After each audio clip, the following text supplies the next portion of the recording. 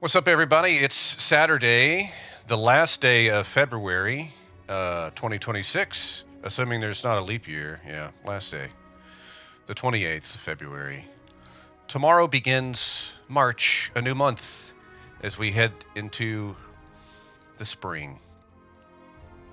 Listening to the soundtrack to Star Citizen, if you're wondering what this is from.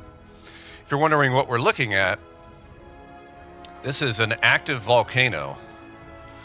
Let me bring this sound down a little bit.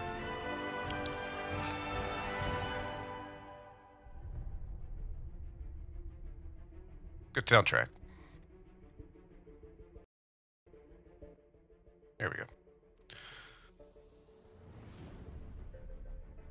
So you can kind of tell this is a live, well, it's not really live. I have it rewound a little bit just because I wanted to show what the Mount Mayon in the Philippines looks like, fully illuminated. And you can see little, at the tip, the steam coming off. That's not just clouds, that's some actual eruption happening at the top. And you can kind of see a lava flow, in fact, if I go to the feed here. And we'll rewind back to, there was a part where they were kind of zoomed in on it.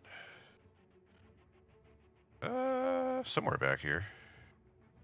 There it is. Where is it? Sorry about this, guys. There it is. So, this is actual lava flows coming down the side of the mountain.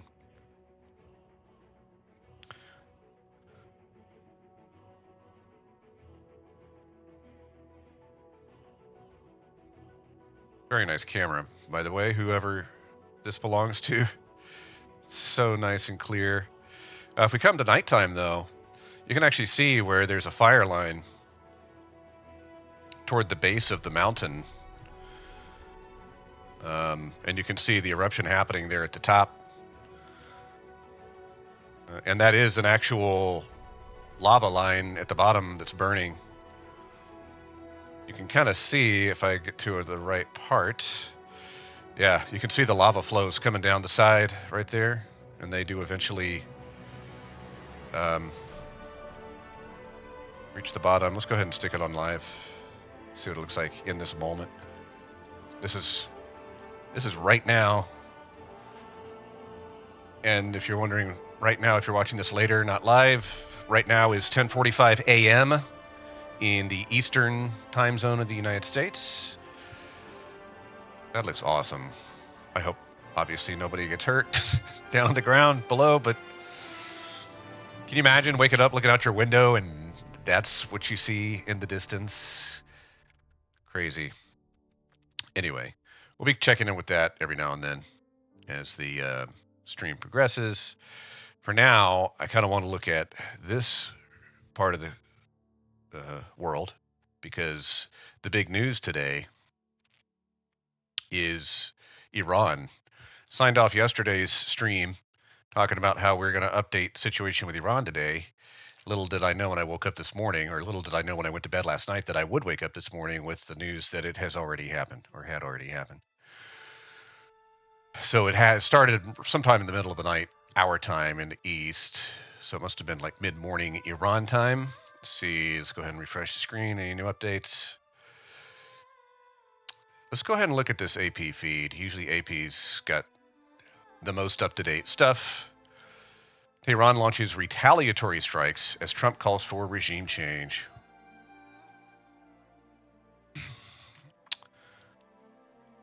Here's a video right here showing some of the strikes on U.S. military base at Erbil. I've already got that pulled up here. Let's see what that looks like.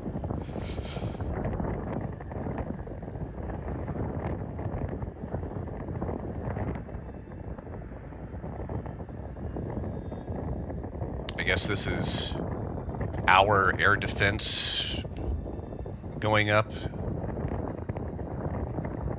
Hard to say. It doesn't say where this camera is. Is this inside Iran and they're launching, or is this inside northern Iraq and we're capturing the Patriots or something going up and shooting them down. I don't know. Don't know. But that's what's going on there. Here's another angle. U.S. officials have told NBC News that these strikes are significant and could last several days. The U.S. is calling the operation, quote, epic fury. Footage of Tehran's skyline showing plumes of smoke rising in the air on your screen right now. Officials tell NBC News that the U.S. is attacking from air and sea, and that includes with a large array of fighter jets targeting military and security targets in Iran. U.S. officials are also telling our team that the U.S. is firing Tomahawk missiles from Navy ships into Iran as part of this operation. Now, overnight, President Trump said major combat operations have begun, adding that the U.S. military action there is massive and ongoing. The Office of... All right. Let's see. This is a little later in the day. There's a base here in the UAE, Al Afra. I mean, in every one of these countries, there are US bases. And one of the questions, I think, now is going to be whether the Iranians are specifically targeting those bases rather than other parts of these countries. And that, again, is something that we can't know. But every one of those bases are well defended. So as we hear about these explosions, and there is enormous tension here, I have to tell you. I mean, people are very worried as we hear about this. As they should be. We're going to have to figure out whether it is the system working, if you like, or whether any Iranian munitions have got through. All right. Well, that's that. Here's the actual Trump statement. Let's see what he had to say about it. A short time ago, the United States military began major combat operations in Iran. Our objective is to defend the American people by eliminating imminent threats from the Iranian regime, a vicious group of very hard, terrible people. Its menacing activities directly endanger the United States, our troops, our bases overseas, and our allies throughout the world. For 47 years, the Iranian regime has chanted death to America and waged... My whole life. I was born in 1977. 2 years later, I mean, obviously oblivious to me at that age, but 2 years later, Iran was taken over by the Ayatollah, who had been exiled in France, was in his later stages in life, probably was amazed himself that he was able to go back at that point and take over a pretty significant, strategically speaking, significant country. So my whole life growing up and everything up till now has been that Iran is this crazy, theocratic country that you really don't want to go to because it's so oppressive, etc.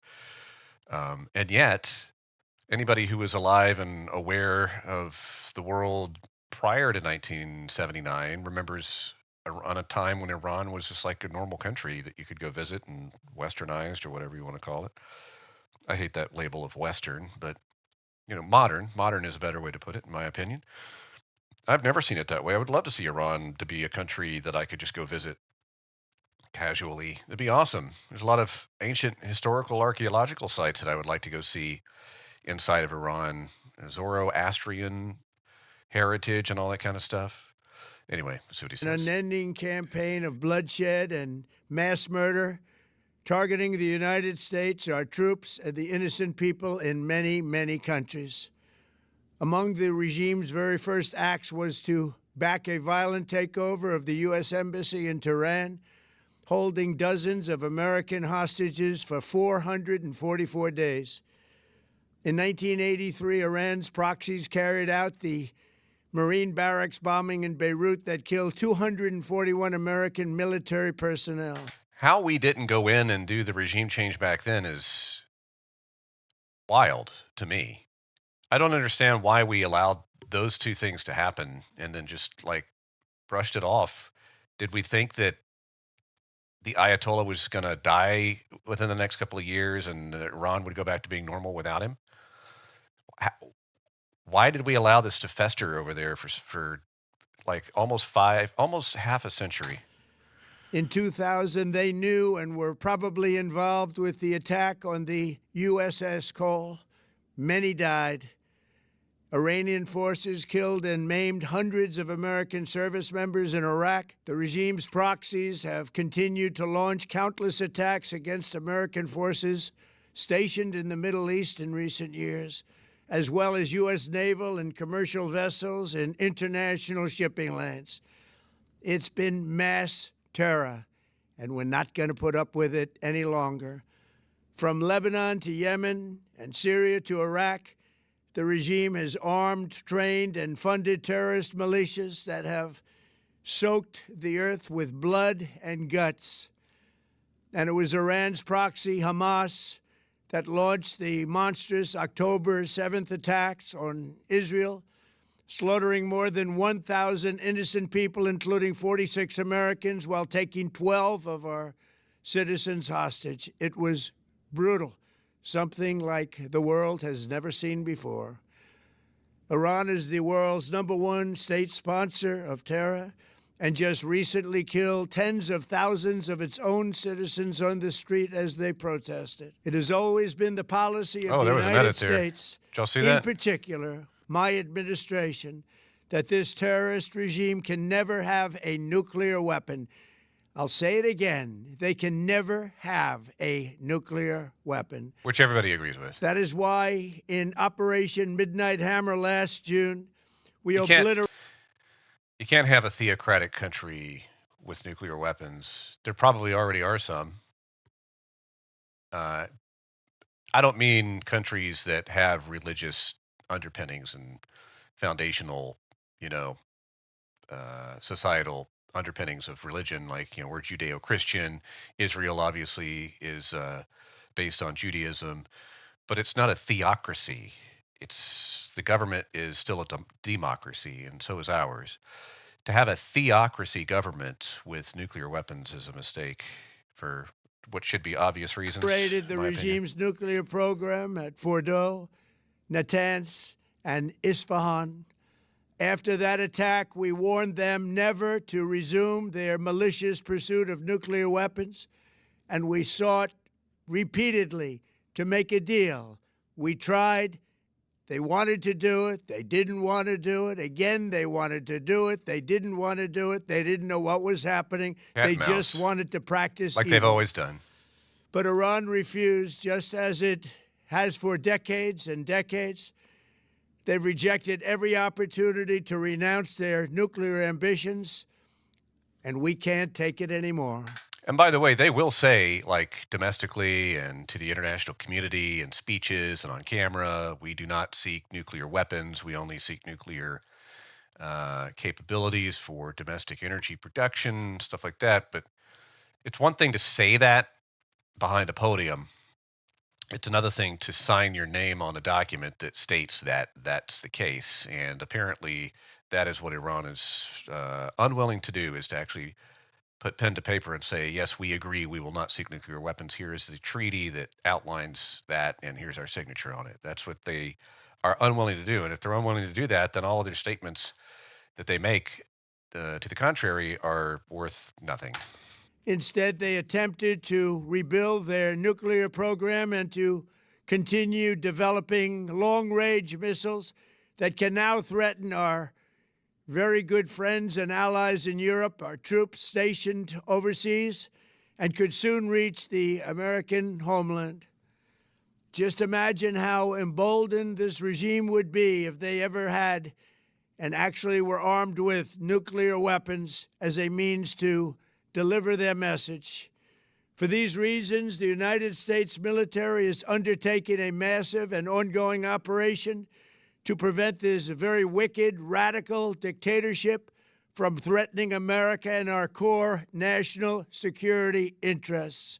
We are going to destroy their missiles and raise their missile industry to the ground. It will be totally, again, obliterated. We're going to annihilate their Navy. We're going to ensure that the region's terrorist proxies can no longer destabilize the region or the world and attack our forces and no longer use their IEDs, or roadside bombs, as they are sometimes called, to so gravely wound and kill thousands and thousands of people, including many Americans. And we will ensure that Iran does not obtain a nuclear weapon. It's a very simple message. They will never have a nuclear weapon. This regime will soon learn that no one should challenge the strength and might of the United States Armed Forces. I built and rebuilt our military in my first administration, and there is no military on earth even close to its power, strength, or sophistication. My administration has taken every possible step to minimize the risk to U.S. personnel in the region. Even so, and I do not make this statement lightly, the Iranian regime seeks to kill. The lives of courageous American heroes may be lost, and we may have casualties. That often happens in war. But we're doing this not for now. We're doing this for the future. Wait a second. Does that mean boots on the ground? Or is he just talking about the risk of maybe a pilot in a fighter jet getting shot down, casualty? I don't remember hearing anything about boots on the ground, but we'll look into that here in a minute. Mission. We pray for every service member as they selflessly risk their lives to ensure that Americans and our children. He's talking about the retaliatory. He's probably talking about the retaliatory strikes against U.S. bases in other countries. Threatened by a nuclear-armed Iran. We ask God to protect all of our heroes in harm's way, and we trust that, with His help, the men and women of the armed forces will prevail. We have the greatest in the world, and they will prevail. To the members of the Islamic Revolutionary Guard, the armed forces, and all of the police, I say tonight that you must lay down your weapons and have complete immunity. Oh, so he said tonight. So he recorded this last night before midnight Eastern time, I would imagine. Tonight. But this video was released at like 3 o'clock in the morning on their YouTube channel, at least. Or, in the alternative, face certain death. So, lay down your arms. You will be treated fairly with total immunity, or you will face certain death. Finally, to the great, proud people of Iran, I say tonight that the hour of your freedom is at hand. Stay sheltered. Don't leave your home. It's very dangerous outside. Bombs will be dropping everywhere. When we are finished, take over your government. It will be yours to take. This will be probably your only chance for generations. Well, I hope the Iranian citizens are coalesced behind one singular person, because we take out the Ayatollah and the leadership that's currently there. You get a vacuum. We've done this before, and you don't know who's going to take over. So I hope we have a good idea who's going to take over. For many years, you have asked for America's help, but you never got it. No president was willing to do what I am willing to do tonight. True. Now you have a president who is giving you what you want. So let's see how you respond. America is backing you with overwhelming strength and devastating force. Now is the time to seize control of your destiny and to unleash the prosperous and glorious future that is close within your reach. Could happen. This is the moment for action. I mean, I say could happen. Iran could have a prosperous future if it wasn't held down by the current leadership, 100%. Do not let it pass. May God bless the brave men and women of America's armed forces. May God bless the United States of America. May God bless you all. All right. Well, that's that. I've got a live look at Tel Aviv. I haven't heard any. Let's see, where's my live shot background? I haven't heard any reports of anything happening inside of Israel. But that's it right there. Inside Tel Aviv, looks like a nice evening. I think they're about 6 hours ahead of us. It's 11 a.m. Eastern. Excuse me, and I guess that means it's about 5 or 6 p.m. in Israel. I could ask Grok. I mean, I'm not using Grok. I could ask Gemini. They both start with a G. First of all, are there any known plans to put U.S. troops on the ground inside Iran related to today's action? Let me go ahead and put this up. Sorry about that. Meant to have that on the stream. As of today, there are no official reports or confirmed plans to deploy U.S. ground troops inside Iran. Codenamed Operation Epic Fury is being described by the Pentagon and President Trump as a major combat operation, but it has so far consisted of coordinated airstrikes and naval strikes by U.S. and Israeli forces. Dozens of strikes being carried out by attack aircraft from regional bases and aircraft carriers. Targets include nuclear facilities, ballistic missile infrastructure, and leadership compounds in cities like Tehran, Isfahan, and Tabriz. President Trump stated the goals. We just listened to all that. Don't need to go over it again. Regime change rhetoric. The president is calling the Iranian people to seize control of your destiny. There has been a massive buildup of naval air sets. Yeah, we knew about that. Okay, so no boots on the ground. When he's talking about casualties, he must be referring specifically to the U.S. bases that Iran has targeted. Which U.S. bases has Iran attacked in retaliation so far?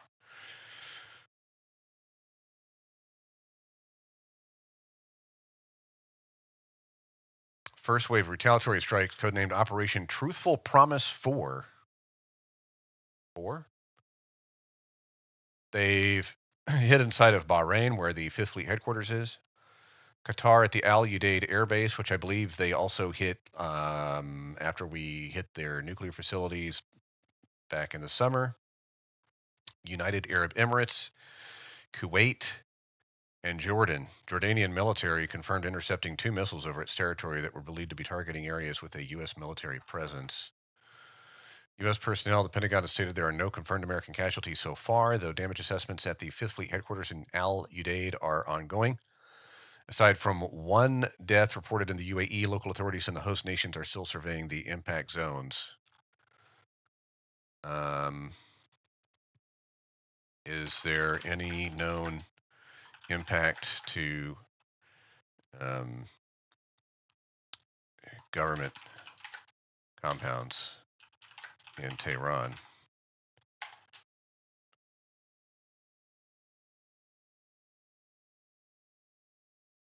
Get the music going back up again as well.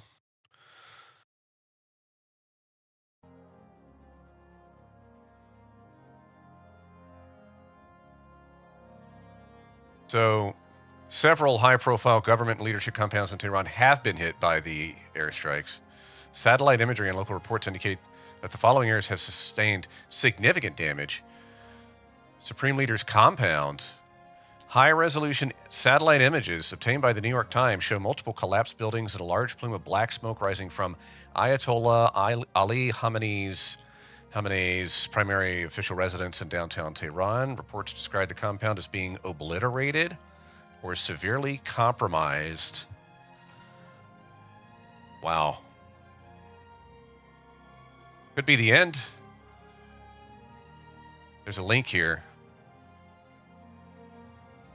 Take a look at that in a second. Explosions were reported in the vicinity of the palace of President Masoud Pezeshkian. While state media reports Pezeshkian is safe, the physical structure and surrounding administrative buildings have reportedly been hit.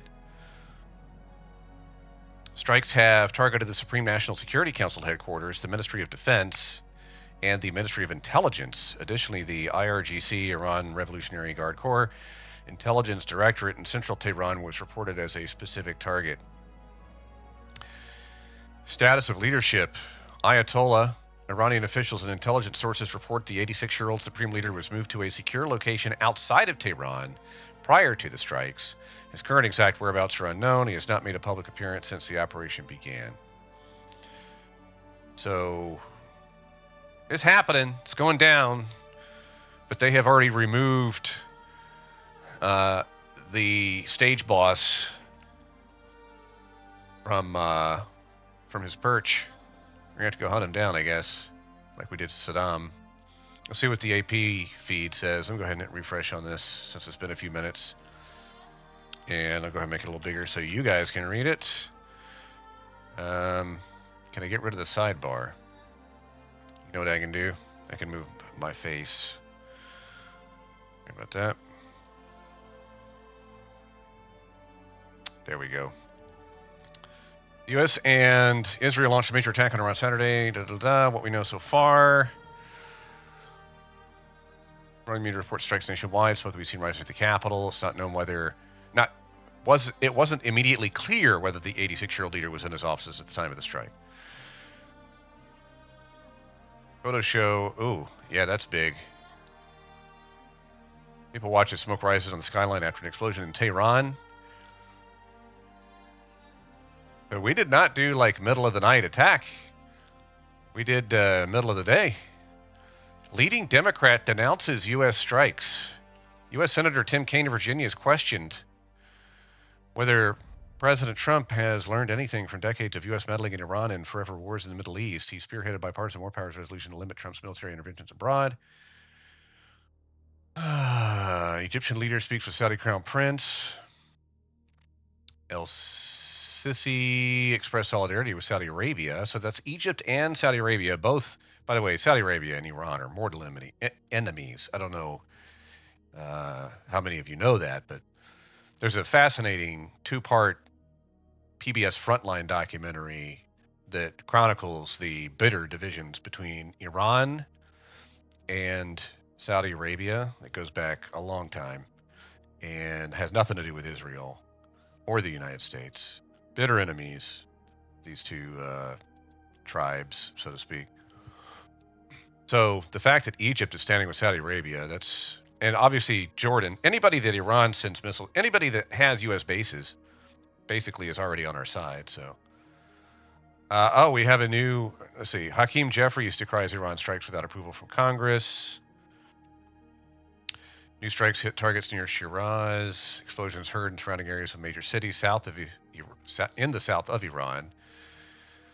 UN Security Council has scheduled an emergency meeting that's about less than an hour ago. That's going to take place, looks like today,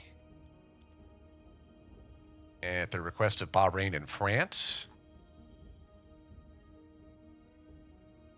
UN Secretary General Antonio Guterres condemned the strikes on Iran.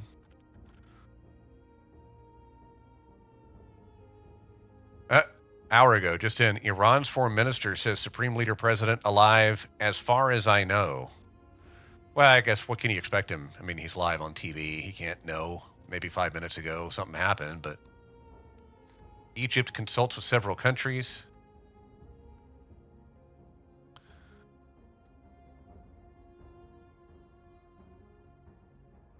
An AP source says the U.S. Congress was notified before the strike, but I guess the Democrats are saying needed authorization from Congress, not just notification.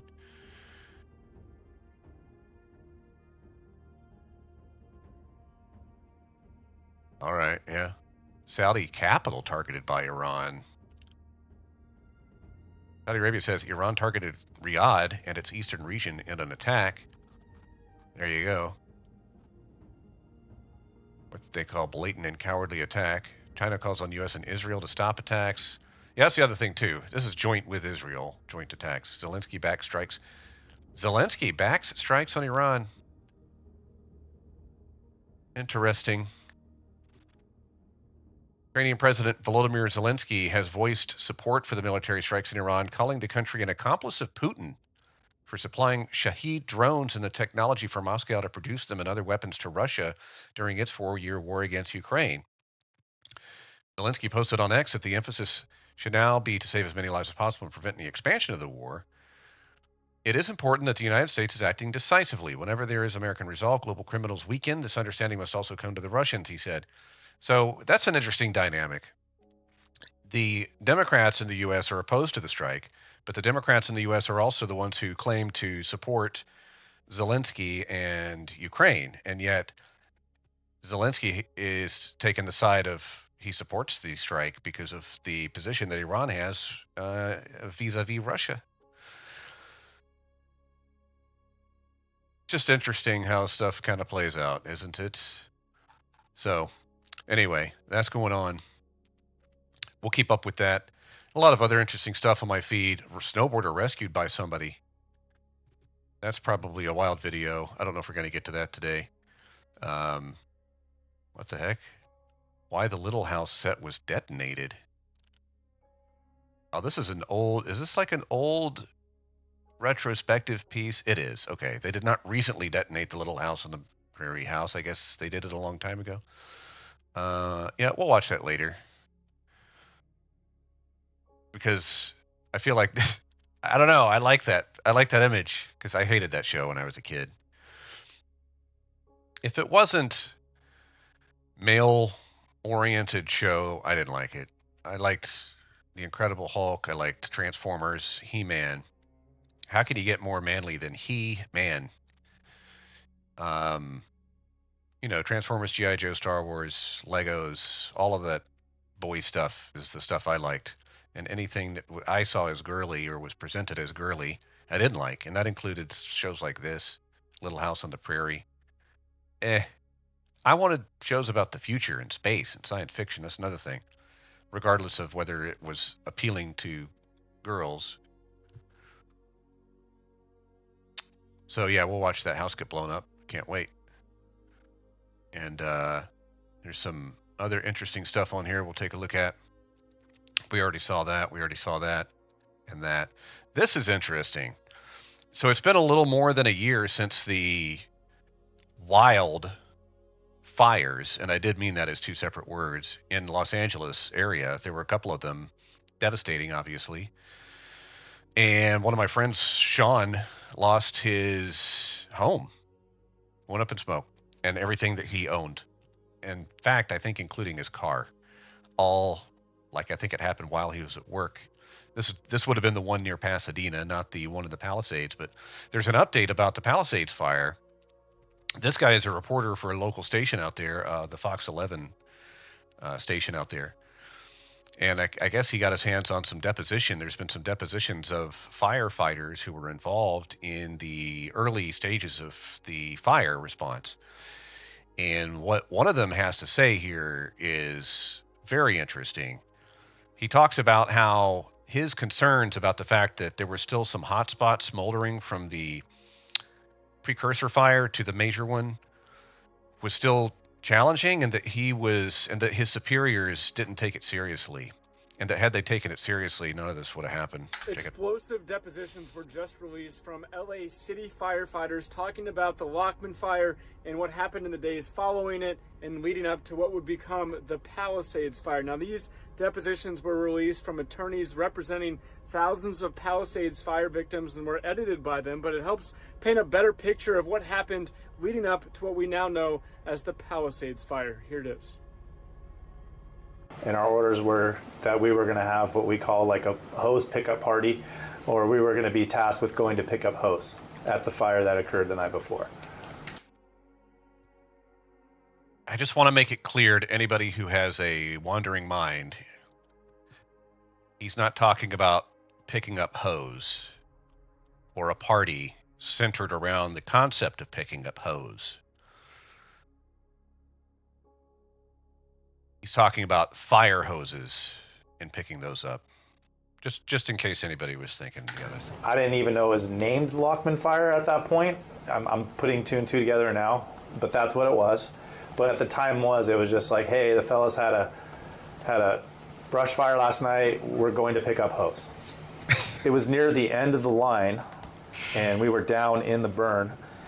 And it was about that time that I was just looking around, and I saw light smoke on the ground. I saw branches that were smoking still, and I could smell smoke. And there were, I would say, several smokers. In that immediate area, I'd say there was like a handful, like 5. But that's a lot to me. It's just an indicator that stuff's still hot. So was there a containment line near where you first saw these smokers?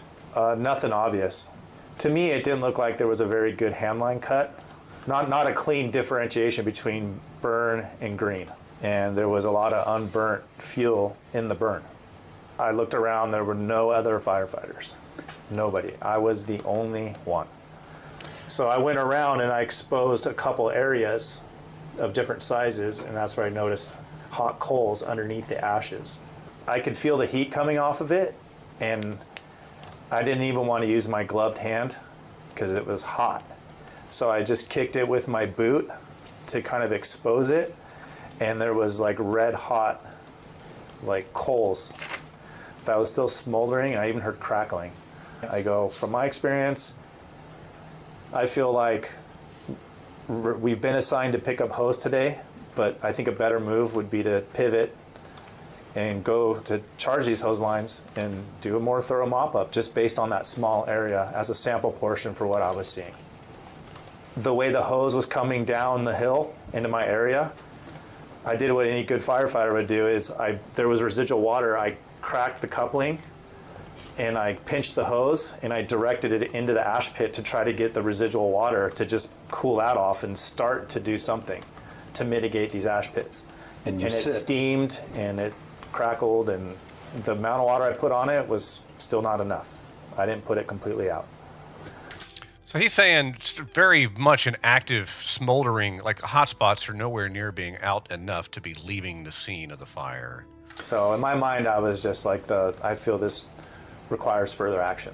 I just saw a couple of firefighters. I don't know their names. I don't even know who they're assigned to. And I just said, it was like almost sarcastic. I was like, hey guys, are you seeing what I'm seeing? Like maybe we should be charging these lines instead of picking them up. And then they just kind of looked at it and were like, like.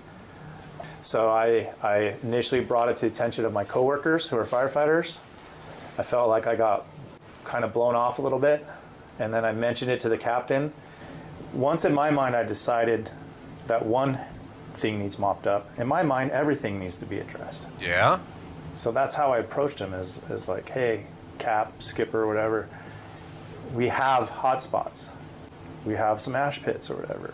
That's an alert to double check the whole area, and maybe we need to switch our tactics. So Southern California, for those of you who don't know and who never lived there, is like a tinderbox all the time. In fact, they have signs on the side of the road warning you of the illegality and danger of tossing lit cigarettes out the window. Having grown up in North Carolina, tobacco country, never had seen a sign like that before I moved to Southern California, because it's so dry, the climate, that just a small little thing can, I mean, that's the Smoky, forest fire videos were made because of that kind of condition, climate. Growing up here, you try to light something like something natural on fire, like a twig or a leaf or something. It's very hard to get it to start burning with a lighter, like with direct flame touching it, because it's so moist. It's got so much moisture and stuff in it. It's hard for it to burn. But out west, it's like it'll go up like that in a second. And people who live there know that. And especially if you're a firefighter, you know that it's so sensitive, the ecosystem for fire. And you got so many people living there that how can you just like leave a hotspot? That's crazy to me. So that's all it was. It was a blanket attempt. And if a captain can't pick that up from me saying that and make the right choices, that's on him. Because that's not my job to overstep and tell him what to do. He earned that rank. So that's how we work with chain of command. Understand I was the only one up there. I'm an overtime guy. I'm not a captain. He stated his objection, and the captain said, nope, we're leaving. And he's now being questioned, like, why didn't you insist? Why didn't you? Because he's just a frontline guy. He doesn't get to insist. That's not how rank works. You can make your objection, but if the objection is heard by your commanding officer and they decide a different course of action or to ignore it, that's pretty much all you can do at that point. And I don't make the decisions on this. We're good soldiers, so I've been tasked with picking up hose. I'm like the house guest. I'm not going to just tell people or try to micromanage and give commands. I'm not in charge. Did you ask? If he walked around normally, casually, on an everyday basis, trying to usurp the authority of his commanding officers or whatever in the fire department, he would be kicked out, and rightfully so. It's not the way the system's supposed to work. The captain, why he hadn't directed other firefighters to mop up the area better, as you put it? So the city's attorney who is challenging this guy instead of coming to his defense, as you would think a city attorney would do for the city firefighter. The city attorney is challenging him on why you didn't make more of a case to your commanding officer about your concern. No, because you don't question the captain. I just went back to work, picking up hose, awaiting new orders. Did you ever get new orders? No, sir. And a lot of guys that were there that day, it was the second, so post-holiday, I was already working overtime because nobody else wanted to work it. So a lot of people were like, let's just get this hose picked up. That was the Overtime. sentiment I was feeling. Like, we have orders. I haven't really spoken much on it because it kind of sits heavy with me that nobody listened to me. I felt like I got kind of blown off a little bit, and I haven't seen anybody step up and take responsibility. None of my leaders, none of the city leaders, nobody. I saw something, I said something, and to my best ability, I felt like we could have done more. I'm at the point in my career where there's a lot of stuff that people don't listen to us, okay? As you can probably see what's going on in the whole city, so. Did you ever see anyone else that day extinguishing any smokers? No, sir. In your experience, all of those are capable of rekindling, correct? Yes. The distance between the X where you saw those smokers and where we see this yellow dot label Palisades Fire Origin, do you have any basis to give me any estimate as to how far that is? 200 to 300 feet? In your experience, can an ember blow 200 to 300 feet? Yes, sir. Okay. Did anybody ever come to interview you? Especially in Southern California. After action report for the Lockman fire? No, sir. I thought that was kind of weird. I feel like an accurate report would have involved interviewing people who were actually on the scene that day. Yeah. Why is he just now able to tell this story in a deposition months later? Why wasn't this part of the initial investigation within the first month after the fire was extinguished? Why hasn't any official government authority figure, not agency, person, been held accountable for what happened? I just want to remind you guys what happened. This is what it looked like at nighttime. This is the view from a airplane as from KTL. So just for, I did a lot of flying in California when I was a traffic reporter out there for many years. And this whole area back over here is like the LA basin, looking toward downtown Los Angeles. This is like all West LA. And this down here is the Palisades area, the hills, and then down to the lower right out of view is the ocean. For Paul Sanchez, as he's giving us an aerial perspective to the devastation in the Palisades. Sky 5 unable to fly due to a temporary flight restriction put in place because President Biden is in town. But this is an incredible view of what it looks like from above. Yeah, we will have more in terms of an aerial perspective, we believe, tomorrow once the sun comes up. And we did get the aftermath after the sun came up. It's crazy to see here as we pan towards Pacific Coast Highway. These were communities right here along, I believe that's Temescal Canyon and Pacific Coast Highway. These people, the fire just rushed right down the hill. Took every single one of them out. And, you could now we could just imagine all these people that were frantically trying to get out in time, before the fire could race over these hills. And it's just, we're so fortunate that so many people were able to get out in time, because it could have been so tragic, Multi-million-dollar homes, all of them. Each and every one. Not because they were necessarily palatial estates, although they all were very nice looking homes, but just because of the real estate, the land. Pacific Palisades, one of the most expensive price per square foot areas in the country, in the world probably. And just totally leveled. If any more people had been stuck in these communities, and we'll go a little further over here towards the Getty Villa, or this right here. Okay, this would be an example here. So this is, I believe, this is going to be Sunset Pacific Coast Highway. So a lot of people were funneling down here. This is at Sunset Boulevard, as we know, where all the cars. He mentioned the Getty Villa. The Getty Villa is a museum that houses priceless artifacts from ancient Greece. That was threatened that could have all gone up in flames because of the stupidity and idiocy of how this fire was handled from day one. We're apparently abandoned or stuck on Sunset Boulevard and then Palisades Drive. So that's a look at Pacific Coast Highway and Sunset Boulevard. Anyway, just a reminder of what it was like. Let's go back to see what this guy has to say. I saw some stuff that didn't line up with what I saw coming out from my leaders. ATF. This ATF report was 76 pages long. Do you know how many pages there was on the Lockman fire? Do you know? Tell me. 1. Are you familiar with the McNulty law firm? Yes. And you're aware that the firm represents some of the plaintiffs in these Palisades fire cases? Is that a yes? Yes, sir. Okay. And I'm just asking for a yes or no here. Have you ever spoken to the McNulty firm or any of the lawyers there? Yes. And how did you know to get in touch with the McNulty law firm? Like, did someone refer you? Why? Why does that Outside matter? the scope might invade the attorney-client privilege. I'm not feeling comfortable answering. Why does it matter whether he's one of the guys that was on the front line of the fire? Why does it matter which legal firm he's... These questions right now. Why does him seeking a lawyer way after the fact have anything to do with this limited discovery order, unless you're conceding you're just opening up discovery all the way?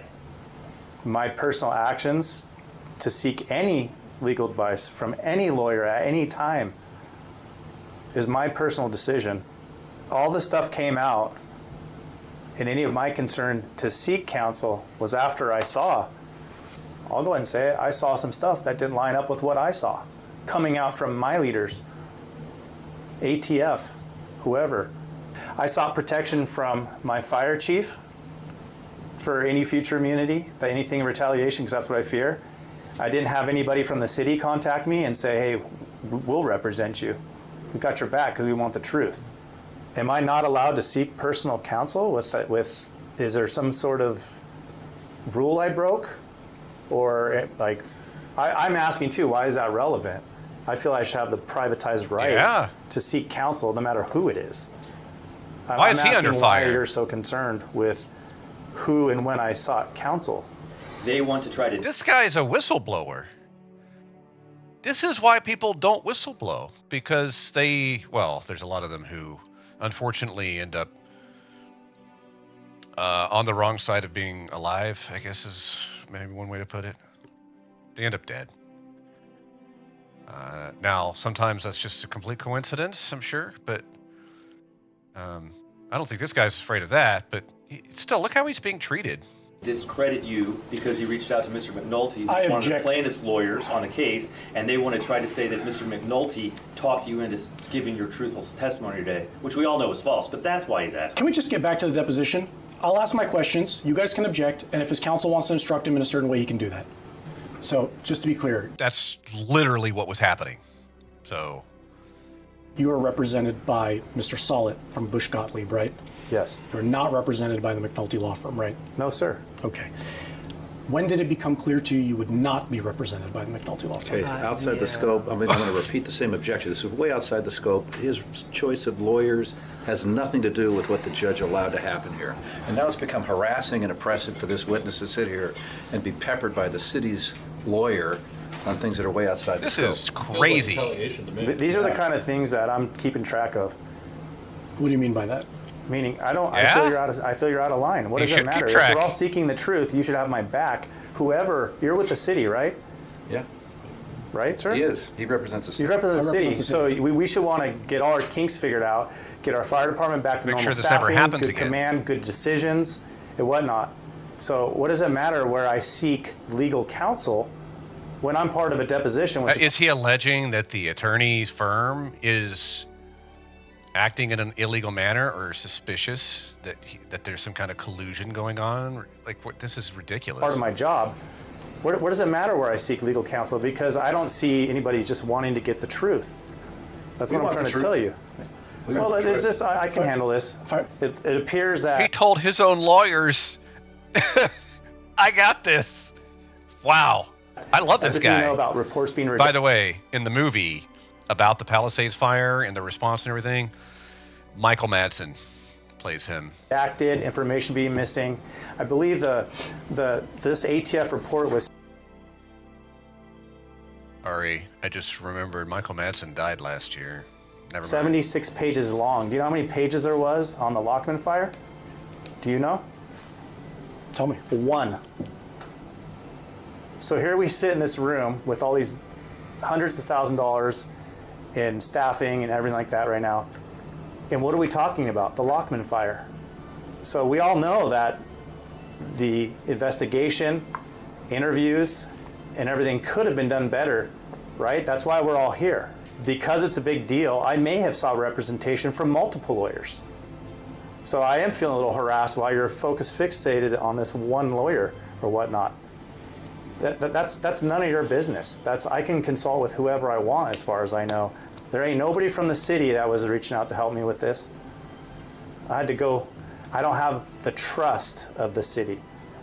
I had no backup from the city, and I don't trust the city after seeing stuff with my own eyes. Come on, don't make me go there, please. Please. I'm trying to do you a favor, I feel, okay? And the city a favor. I don't feel that's any of your business, who I tried to consult with to get representation for this very day. Okay, why don't we take a short break? You can consult with your lawyer. I'm ready to go. He wants to take a break. He just challenged the city attorney who's challenging him based on who he chooses for his representation, which should be crossing the line. And when he tells him the way it actually is, the city attorney, why don't we take a break? Doofus. That city attorney needs to be fired. See if I have any more questions. You want to just finish up? Because He's like, I'm good to go. Okay. Let's do it. Where you guys what are break? At we don't need to take a break. State park land, right? Yes, sir. It's the Topanga State Park is their dirt. Do you remember speaking to anyone from state parks, the state of California, including John Oda? Yes, sir. He said, hi, it's John Oda. I didn't remember at the time, it was real quick. He said, I'm with the, I thought he was a park ranger, but I'm with the State Department. I said, how you doing, John? I didn't know he wasn't a firefighter. My initial training was Firefighter 1. I'm forgetting the name, but it's credentialed under a national working group that coordinates the different firefighter certifications across the country. And he says, I'm here, you need help with anything, because we look good right now. But did you ever hear Ranger Oda tell Chief Mullen that state parks would be patrolling the Lockman Fire area after LAD finished up, after they left?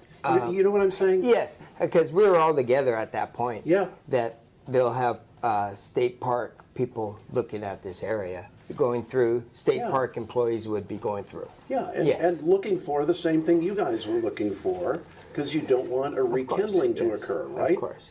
And he had stated he's going to be here for a couple of days, him and his crew patrolling the area. And that was on the 1st, correct? Yes. Did you ever return to the scene of the fire after the 1st?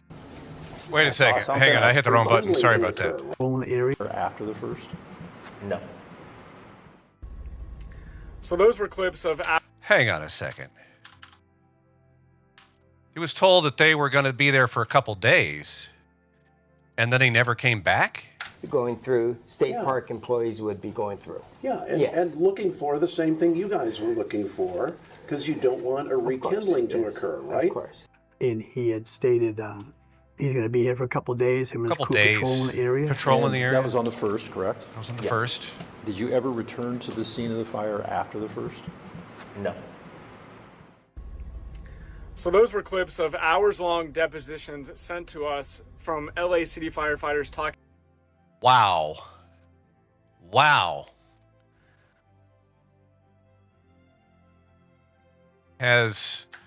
Have any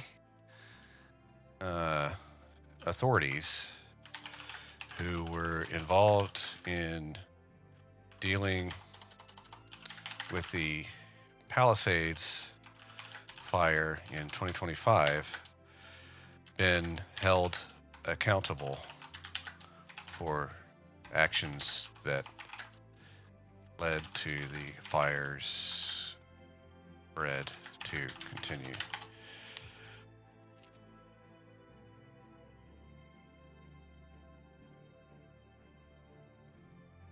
While the January 2025 Palisades fire is still the subject of intense litigation and political debate as of now, several key authorities have faced significant consequences or are currently the targets of major legal efforts to hold them accountable. Okay, good.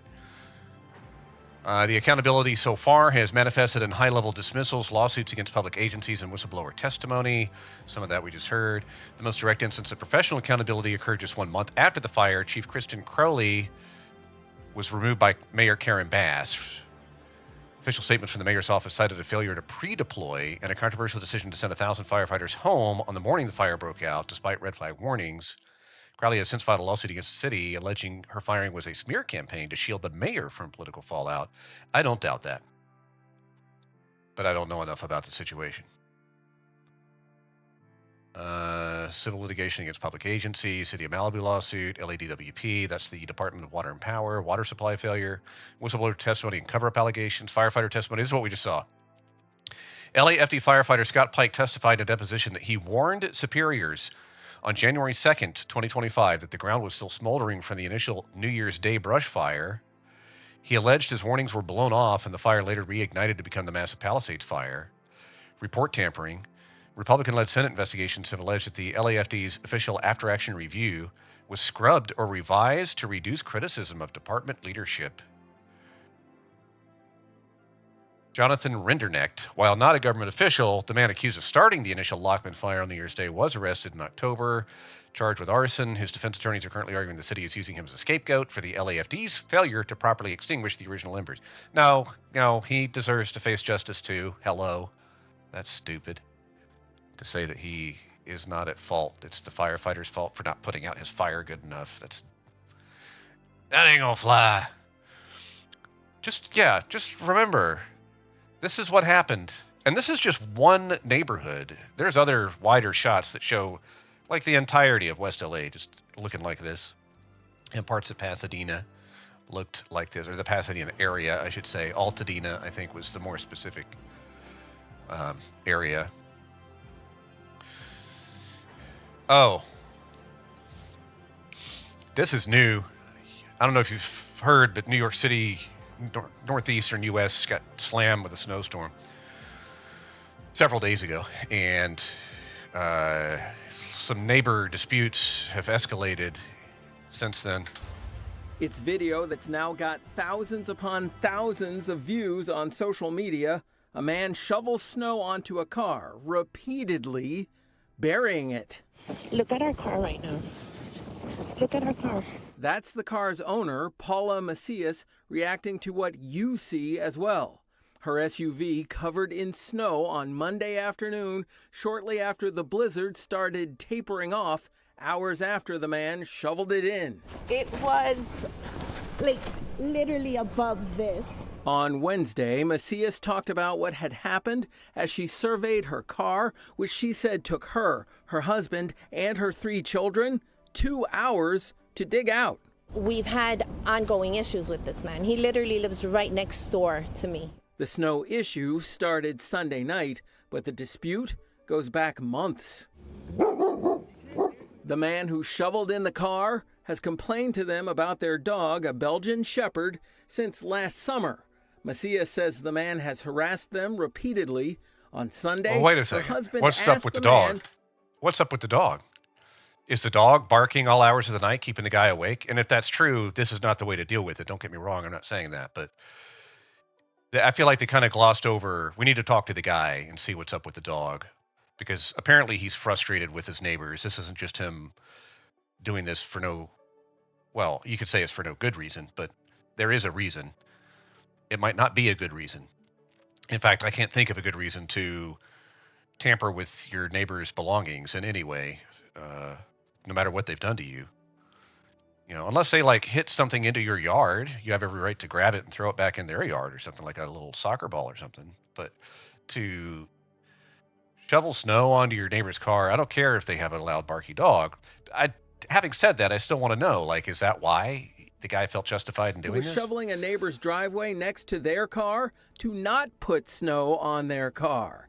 Instead, we're throwing the snow out in the street. You continue to throw the snow on our car. Eventually, the man stopped until the following day. That's when someone recorded the now viral video of the man burying Macias's SUV, which she said he also scratched up. He needs to face now, there some are kind at of least charge. two sides to every story. Yeah. Well, that's what I was just getting at, Mr. Ford. I agree with you. There are two sides to every story. That doesn't mean that both sides are equally weighted. I can't, even though I can see how a guy might be annoyed by the barking dog or whatever, if that's what the case is, it's not an excuse to do what And in the interest of fairness and balance, we, as always, sought out all sides. We were able to track down the man who buried Macias's car under a mound. You just said he lives right next door. Congratulations for tracking him down. Snow, he admitted that he did it, but called it a petty dispute and claimed he did nothing wrong. But other people apparently disagree. Macias said they've told her they couldn't believe what they saw. Now thousands worldwide have seen it. And here's one of the problems with what the guy did. Other than whatever legal consequences he might face, and he should face some for doing this to your neighbor, regardless of what dispute you've got with each other. Now the world knows what a jerk you are. So congratulations. You've just made yourself public enemy number one. She said she called police to the scene who didn't take action at the time.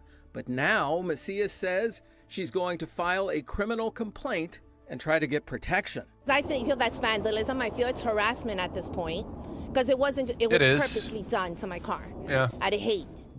Yeah. I mean, maybe he hates immigrants or something, and she sounds like she may be an immigrant, but if you hate immigrants, you shouldn't live in New York City, for one thing. Kind of interested to see what happens with that case. We'll keep an eye on it. So, interestingly, something that has fallen out of the headlines today because of the Iran story. Here we go. Ooh, what is this? Is this a picture of the Ayatollah's compound?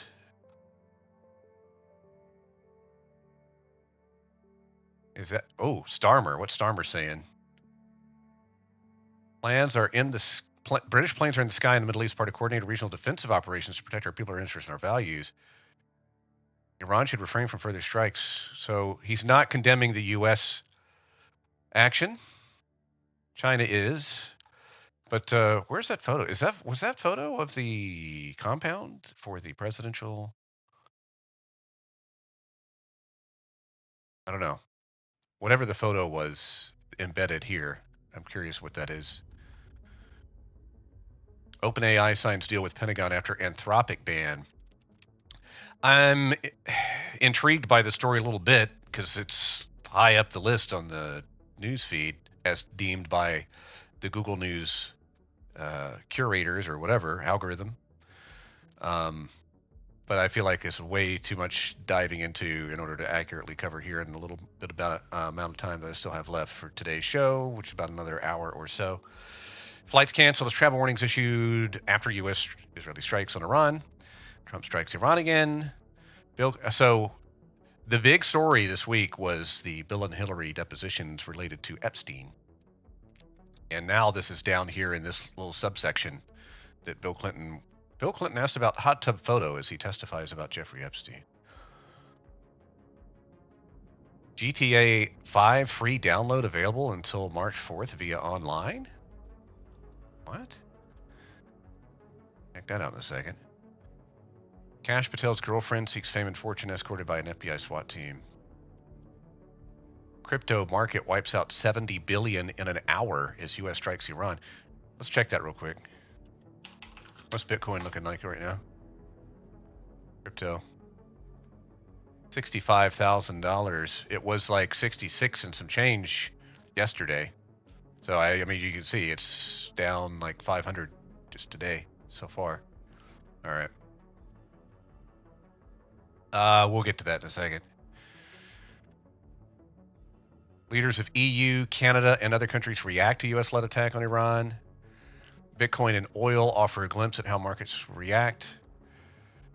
So, yeah, something has dropped from the headlines, and that is the Bill and Hillary depositions, which I've been on Depo Watch because they were held not live, but they are public. They are going to be public. They were recorded, and the GOP Oversight Committee, which the Republicans control the committee because they're in control of the House, so they're in control of that committee, and that means that they get to handle all the releases of any kind of recordings.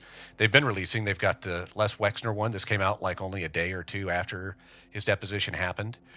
This is the Ghislaine Maxwell, which a lot of people think isn't really even her. Not even going to get into that right now. This is from when Hillary Clinton was supposed to be deposed in Congress. They ended up doing it in Chappaqua, New York this week, but it was supposed to be in Washington. She was a no-show.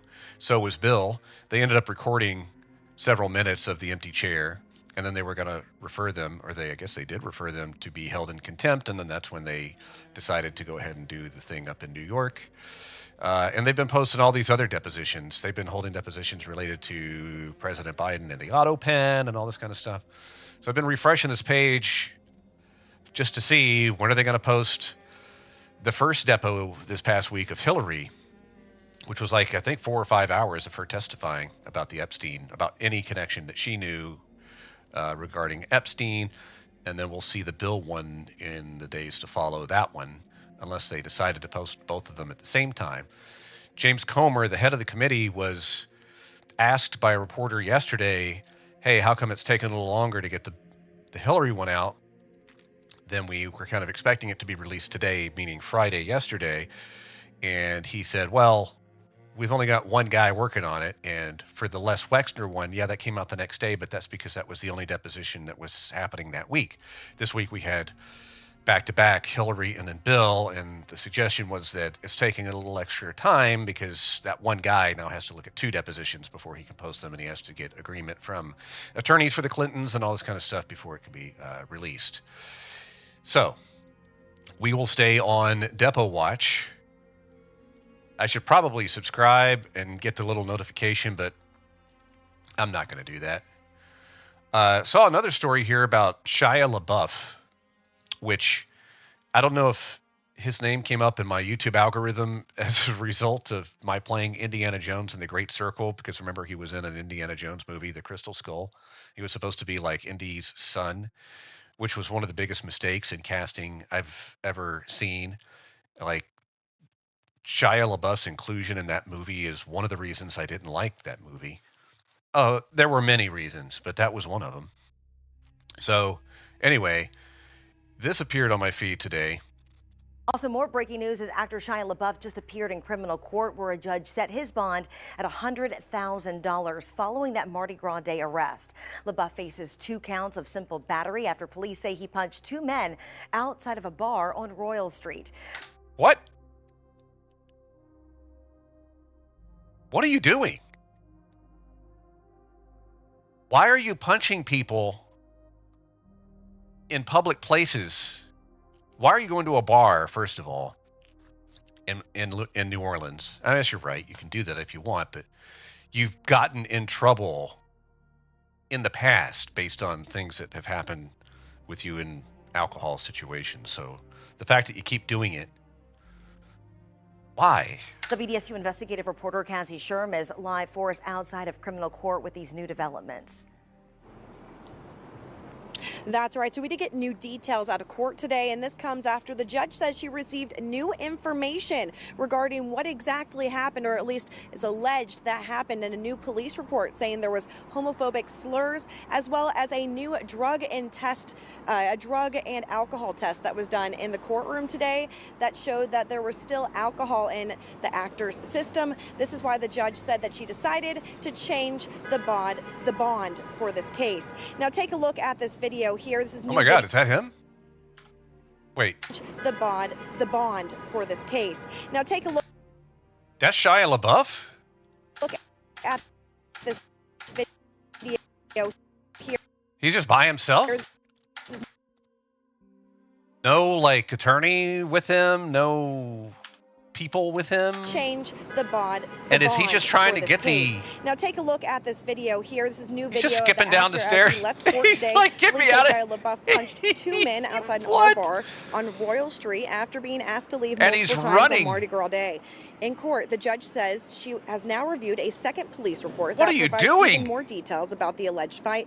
According to that second report, officers say LaBeouf repeatedly shouted homophobic slurs during the fight and during his arrest. Homophobic slurs?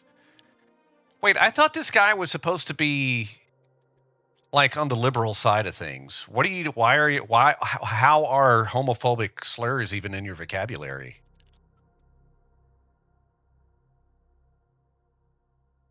Do you guys remember when he built this little art exhibit in 2016, 17 timeframe after Trump was elected the first time? It was something about "you will not divide us" or something. And I think it was supposed to be in response to the whole "they will not replace us." I can't remember which came first, to be honest with you. They're both stupid, but his was "you will not divide us," aimed at Trump, like Trump was dividing us, when really Trump was appealing to a sentiment that already existed among the American electorate, and that's how he got elected. He didn't just make all this stuff up and convince people about it. That's not what happened. Sometimes he makes stuff up, don't get me wrong. I want to make sure I'm clear about this. Trump does make stuff up, and he does convince people about some stuff that he makes up. I'm not saying that doesn't happen, but what I'm saying is the overall sentiment of the main platform policy proposals that he put forth were in response to existing voter sentiment in this country that had existed for many, many years, decades. That's how he got elected. So anyway, Shia LaBeouf did this whole "you will not divide us" thing, and he got heavily trolled online to the point that he had to stop doing it. Recap.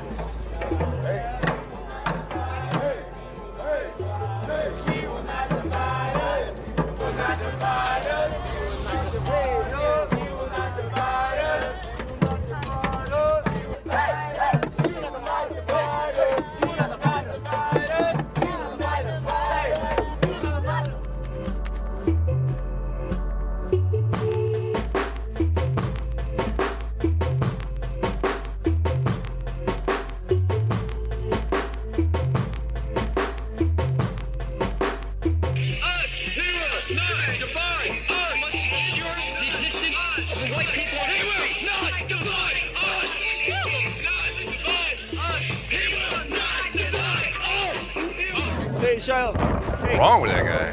What's up? Bang, bang. Hitler did nothing wrong. About this.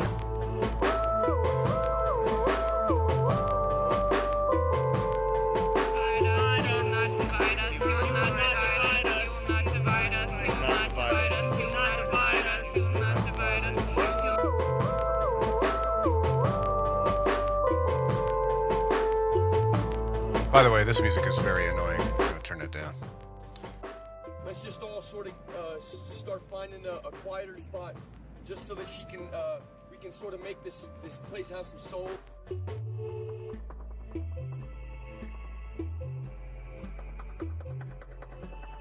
Shots were reported.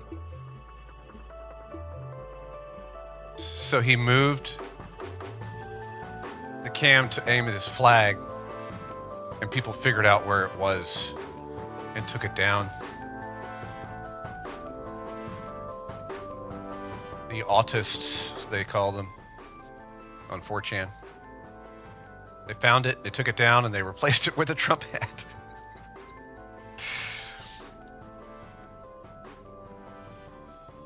So he moved it to England, and it was found there too, and taken down.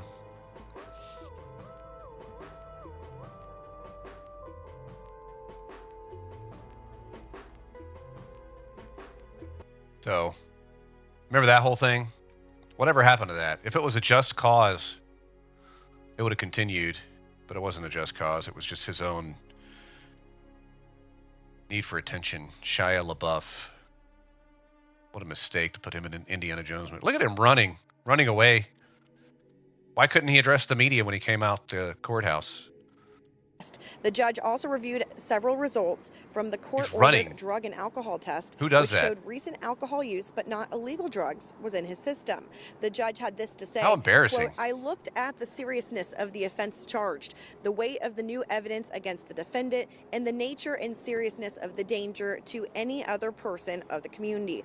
I will say that my larger concern is the alcohol issues that are still present in his bloodstream now as he tests, specifically relative to whether he can handle his alcohol consumption. I'd say and no, whether he would can't. continue to be a public safety risk here in the community. I'd say Today, yes, he people is. who were in New Orleans Pride Center were outside the courthouse to keep up with this case.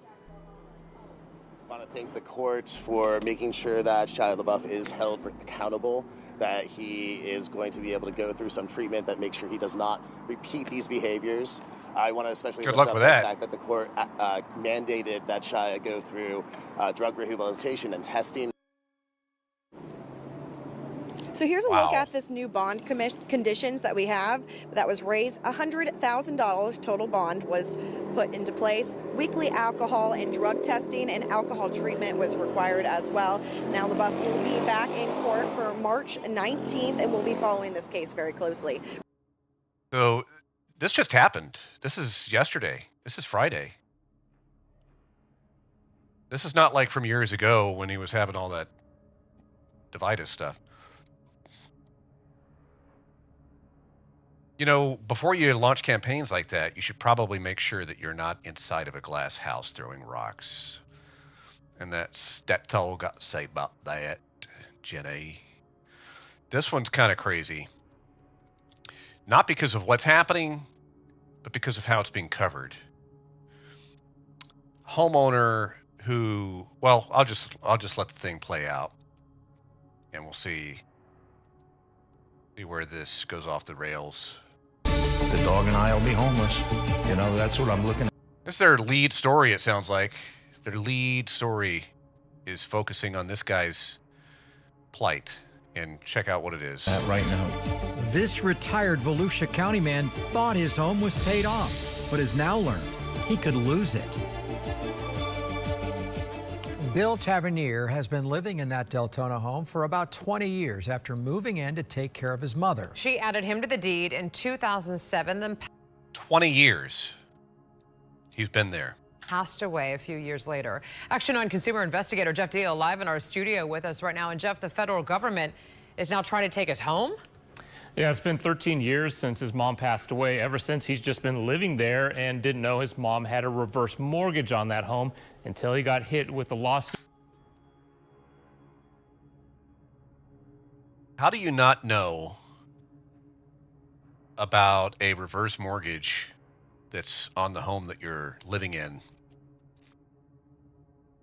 So I just think about that for a second. By the federal government to try to take that home away. A small home in Deltona. For Bill Tavernier, it's been shelter for nearly 20 years. My mom asked me to come.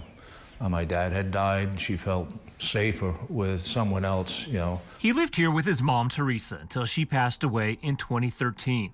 Bill knew his mom paid off the home years earlier and signed a quitclaim deed, adding him to ownership of the home in 2007. What he didn't know was in 2001, his mom took out a reverse mortgage, a mortgage allowing In 2001, she took out a reverse mortgage. the homeowner to take money out of the value of the home for other expenses that typically gets paid back when the borrower passes away. Bill's mom took out around $70,000. You know, she was a wonderful woman, a wonderful person, but that generation, and especially being the heritage and the extraction, you didn't discuss any of that with your kids. So for the next decade or so, Bill believed he could live out the rest of his days here if he chose to, until this past summer. Wait a second. She never told him. So she got the reverse, she paid off the house, I think it said. She got the reverse mortgage in 2001. She died in 2013. He came to live with her in like 2007. So several years after she got the reverse mortgage, he comes to live with her, and then she dies a few years later. Did she suddenly die, like, out of the blue? Or had her condition been worsening? Did she not think it was important that, or conceive the idea that he might be living in the home beyond her her death, and that he ought to know that this house has a reverse mortgage on it, which is basically accumulating a balance every month? How does he not know that? I was in shock for a couple of weeks. In shock? Actually was. That's when the U.S. Department of Housing and Urban Development, or HUD. This is dated June 6th, 2025. Or that's the filing. That's when it was filed. June 6th of last summer. Was coming after your house. Foreclose on the reverse mortgage. With principal, interest, and other fees, the federal government claims Bill owes nearly $190,000. Which is probably the market value of the home at this point. Hey, Gunner, come on, we're gonna go car. Since he and his dog Gunner survive mostly on Bill's Social Security checks, that kind of money isn't easy to come by. His attempts to fight the lawsuit on his own have been unsuccessful. Anytime you transfer property from one person to another, even if it's a family member, do a title search. I mean, a title search costs a couple of $100. It's worthwhile to see what's there. Real estate attorney Barry Miller said a title search would have showed the reverse mortgage, so Bill would have had a heads up. He also recommends for anyone who takes out a reverse mortgage to notify their family to try to avoid scenarios like this.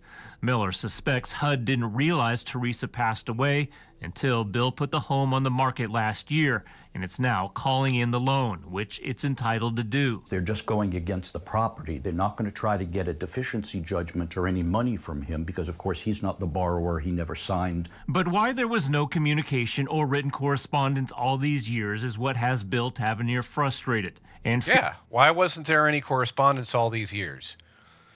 He's been living there on his own for 13 years. Let's ask a new chat. Because this is like a public service announcement at this point. If someone obtains a reverse, or enters into a reverse mortgage, first of all, wouldn't he have got some kind of mailings to his house from whoever the reverse mortgage company was on a regular basis, stating something about the reverse mortgage? So if someone enters into a reverse mortgage, do they get regular mailings about the status of the reverse mortgage? Yes. If you have a reverse mortgage, specifically the most common type, a home equity conversion mortgage, you will receive regular mailings to keep you informed about the status of your loan.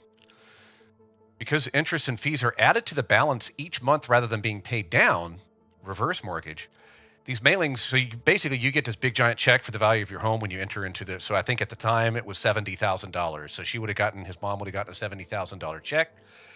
But then from that point on, there's a balance that's ticking up until the time she dies, and then when the home gets sold is when that money is due.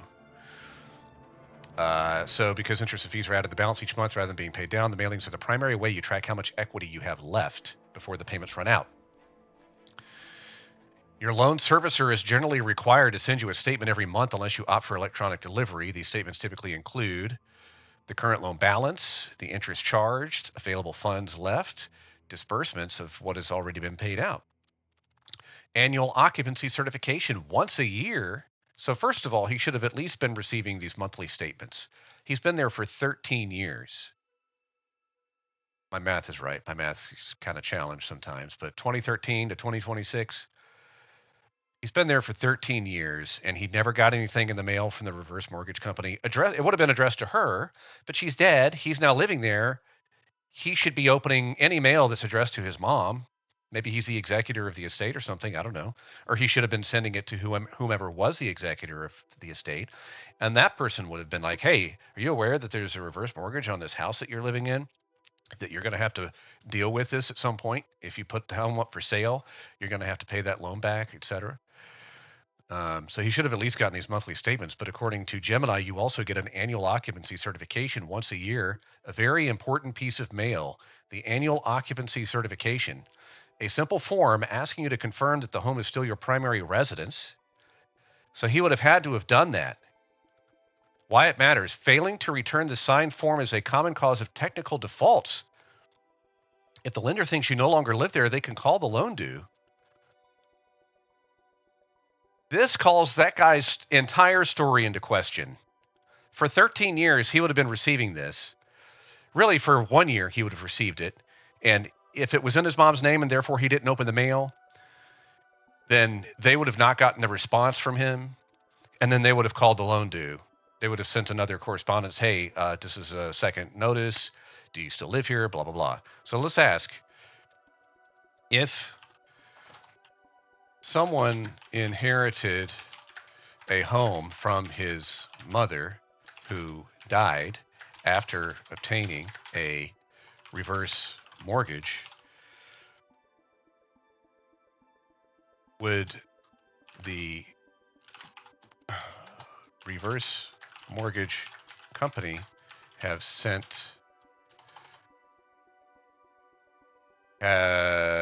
been notified of her death as a result of, let's see, how am I going to ask this? Because notification of death might have been dependent on a family member. Let's just put it this way. If someone inherited a home from his mother who died after obtaining a reverse mortgage, would the responsibility to respond to the annual occupancy certification then fall on the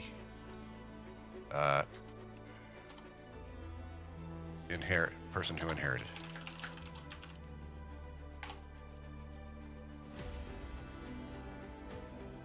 Actually, no. The responsibility to respond to an annual occupancy certification effectively ends when the borrower passes away, because their death triggers a different, more urgent process. The occupancy certification is designed to prove the borrower is still living in the home to keep the loan active. Once the borrower dies, the loan no longer active, it becomes due and payable. So how would the company find out the borrower died? Typically finds out borrowers died through two channels: automated audits and direct notification. Because these loans are specifically designed for seniors, the industry has very rigorous systems in place to track the status of borrowers. Most reverse mortgage servicers subscribe to third-party death audit services. They cross-reference database of active borrowers against several sources: Social Security Death Index, proprietary databases, and they conduct these usually monthly. There's a direct notification with the heirs. While the company will likely find out on its own, the responsibility technically falls on the heirs of the estate to notify them. There's no way this went on for 13 years without them finding out that she was dead. The clock for settling the loan, usually 6 months, often starts from the date of death, not the date the bank found out. By calling early, you establish a line of communication that makes getting extension much easier later on. Well, look, his claim is that he didn't know that she had done the reverse mortgage, so he wouldn't have necessarily known to reach out to them, but they would have been trying to find out from her. They would have found out she died based on Social Security records. So this would have been resolved longer than now ago. This would have been resolved within a couple of years of 2013 when she died. If the monthly statements on the annual occupancy certification mentioned earlier return to the sender as undeliverable, or if they go unanswered for an extended period, the servicer will flag the account and then order a property inspection where a contractor drives by the house to see if it looks abandoned or for sale. So this guy's story doesn't hold water to me, and that's fine. Look, the guy's going to claim whatever he needs to claim to try to not have to, you know, pay up or whatever. Written correspondence all these years is what has Bill Tavernier frustrated and fearful for his future, with the home set to go to auction next month. Am I going to survive this? I don't know. My dog and I are going to be homeless. That's what I'm staring at. How did you not know? Now, Attorney Barry Miller said one good option would have been for Bill to take out a reverse mortgage of his own right away to try to pay off his mom's loan. But with the home going to auction soon, he's really running out of time. We reached out to HUD to ask about the communication issue and if there's anything it could do to hold off on this auction. Why would they? So far, it has not responded. It's been letting this slide for 13 years. It's gone on long enough. Why is this the lead story of WFTV Channel 9 in Volusia County, Florida? Comment, well, the mother made the mistake by not telling her son about the reverse mortgage. Another aspect of reverse mortgages is that they send you correspondence every year that you have to respond to, you saying that you still live there. Exactly. One of the greatest quotes of all time from John Wayne, life is hard. It's even harder when you're stupid. That's a terrible thing to happen, but unfortunately this is all on his mom for not telling him about this burden. It's also on him for not handling it before now. There's no way this went on for 13 years without him finding out at some point what the situation was. This is bad journalism, because the thoughts that I had about, questioning the veracity of this guy's claims or whatever's happening to him never gets brought up or addressed. They make it out like he's a victim of a system, and he's not. Anyway, on to my favorite story of the day, the demolition of the Little House on the Prairie house. We're going to talk about it. Why did they blow up this house? Stop the music. To the land is the land where the town of Walnut Grove stands. He owns the land. We'll let him have it. But he's going to have an awful lot of fixing up to do before he starts running our boarding house. Laura's reference to the land is the land where the town of Walnut Grove stands. The battle over its ownership provides a dramatic conclusion to the 10-year run of Little House. And the parallels with the series' cast and crew become obvious. When the film company leased the property to build the town's sets, the lease required them to restore the land to its virgin condition when the lease expired. So Michael Landon wrote a script for this last show that requires the residents to blow up their town.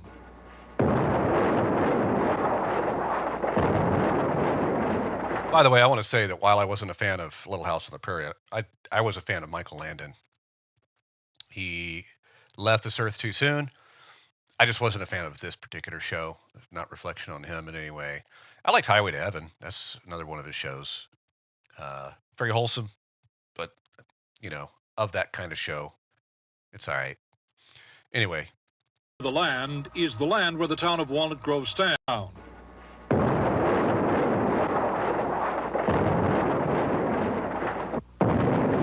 Wow, they blew up the whole thing? Every set piece. In the show, it's because some unscrupulous land grabber gets a hold of the property. Of course. But Landon, who also directed this final episode, says he would have destroyed the structures anyway to prevent their commercialization or some exploitation film being made here and ruining the image for millions of kids who have grown up with the show. Exploitation. So it is an emotional moment for the town's residents and for many of the cast and crew who have worked together over the decade the show was filmed here. These are the explosions as we filmed them for this report. Of course, in television's Little House, emotions are important. And with high-speed cameras to slow down the action with supplemental sound, the effect is far more dramatic.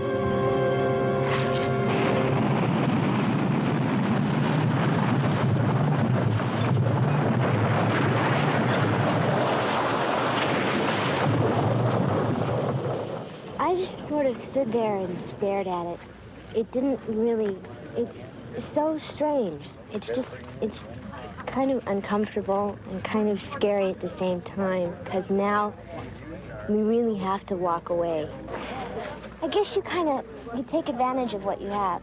You take for granted the things that you have, and it's like they say, that you don't realize what you have until it's gone. And then I kind of walk around saying, well, I don't know, another season, another season, another season. And I'm getting kind of old, 19, pushing 20. Time to move on. And then they say, yeah, we agree with you, and the show's canceled, and it's time for you all to say goodbye and leave each other. I think it's just healthy this mourning period. It was time for that show to end, and where was that? Did he say Walnut Grove? Walnut Grove.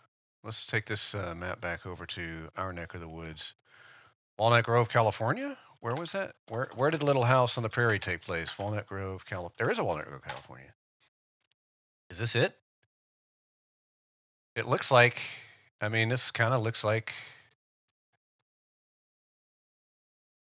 that's cool. But is this where, no, there's palm tree. There's no palm trees in Little House on the Prairie, so this is probably, where did this movie show take place? New chat. Where was Little House on the Prairie filmed?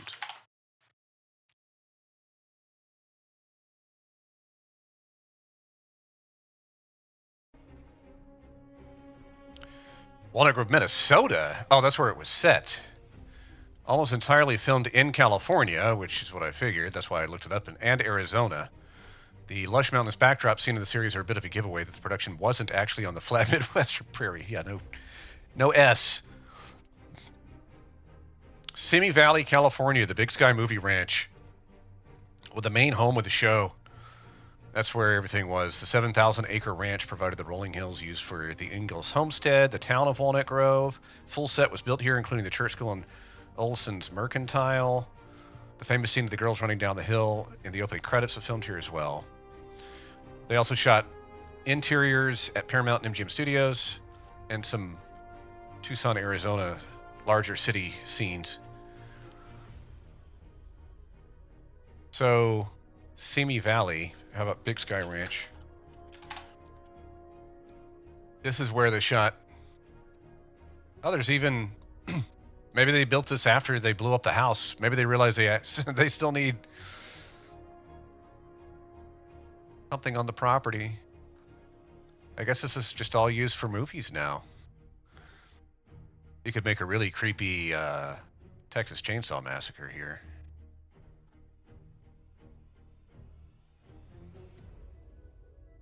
Why is there an owl hanging from the... What's this? Like an aquarium? Weird. Oh, that's a backdrop. It's just a painting.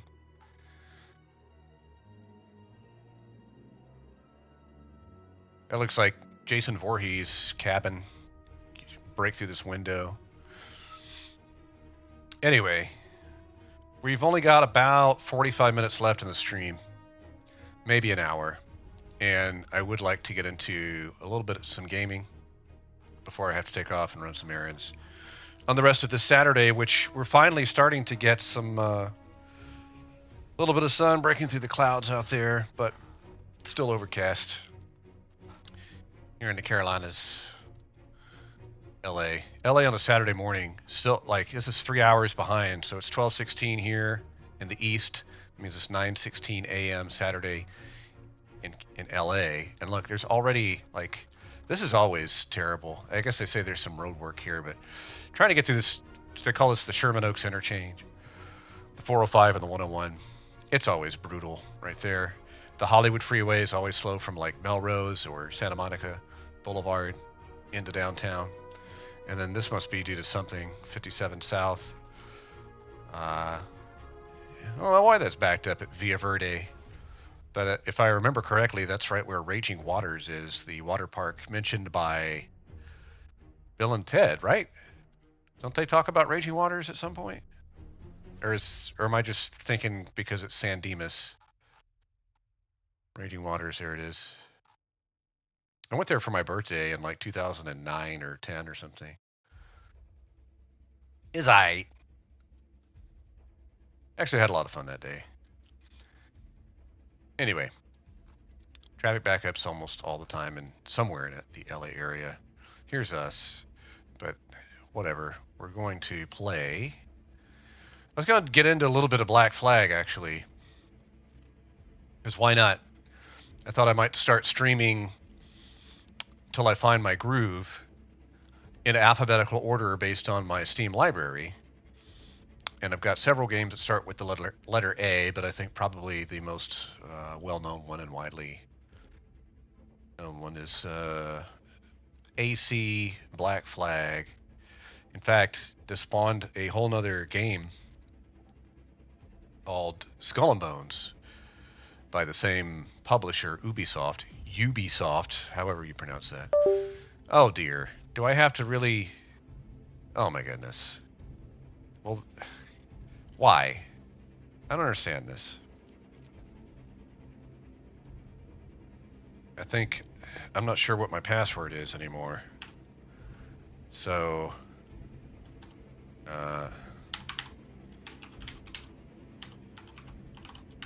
it's ridiculous that I even have to log in because I bought the game on Steam.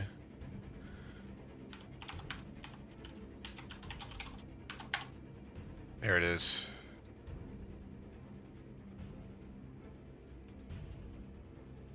Why do I need to log into Ubisoft's launcher to play a game I bought on Steam? It wasn't always like that. And it needs to stop. Alright, you know what else needs to stop? Is the soundtrack I've got going here.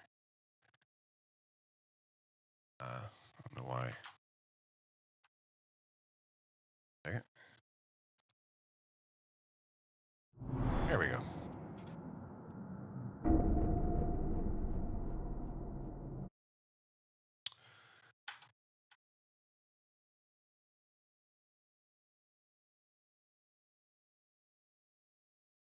Sure this is all the way it's supposed to be. Here we go.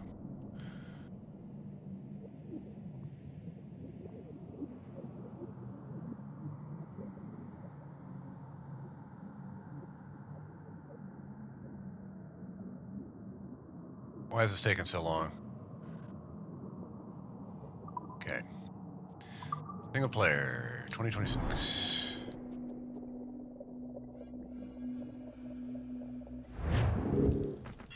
Oh, started me right in the middle of a mission.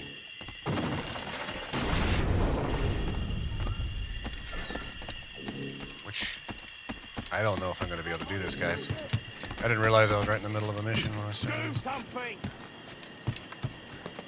Oh, come on. Really?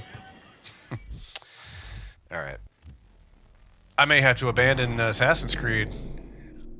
I should have made sure that I was not like in the middle of a mission before I started playing, but come on now. Intruder! Help!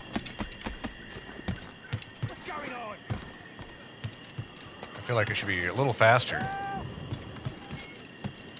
Someone's after the captain!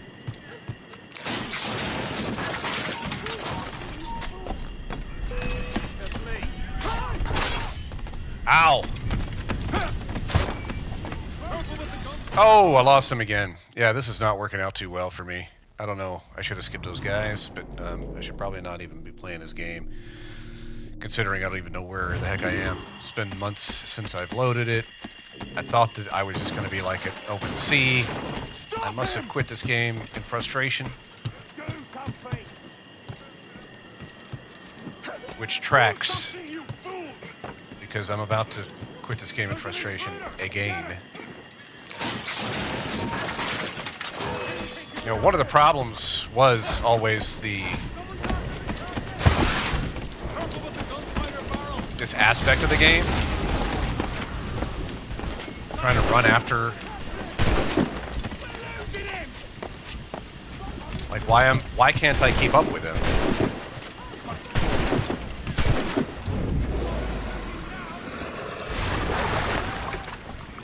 Should not be happening. Right, stop. I don't even know where this ends. What the heck? Give me over this thing.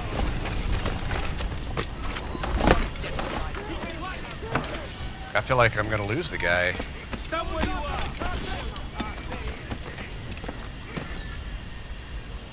What happened? The game froze.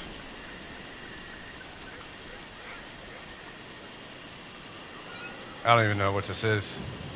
I don't know what happened.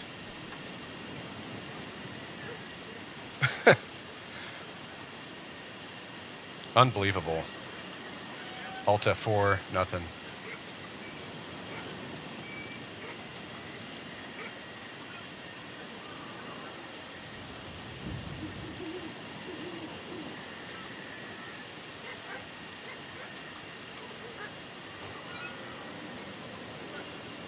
Yeah. There we go. I don't know what that was all about, but we're not going to play Black Flag, obviously. Sorry, guys. We're going to go to another B, or we're going to go to a B game. Do some Battlefield. And while that launches, I will be right back.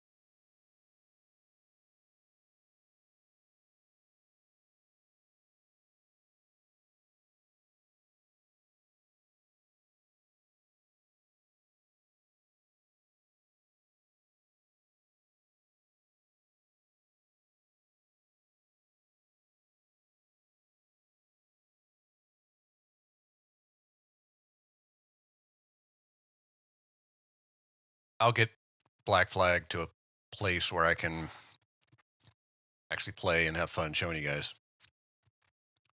And not be in the middle of a mission that I have no idea what's even happening. Probably have to restart that mission just so that I have some context of what's going on in it in order to beat it. Don't know why this has taken so long either. Oh, am I being... I thought I might be prompted to log into EA app as well. Wouldn't surprise me.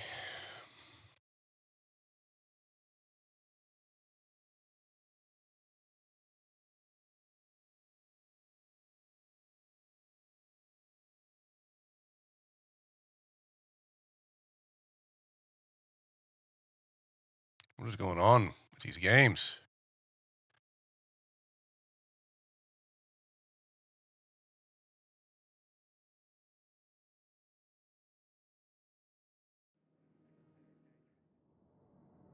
All right.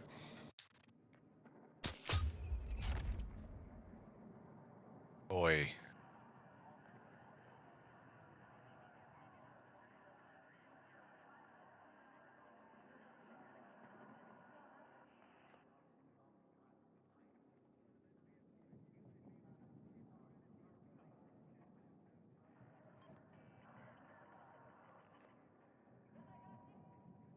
One of my favorite things in the world is when something says it's 100% but it's still not done. Like it should never say 100%. The most it should ever go to is 99%.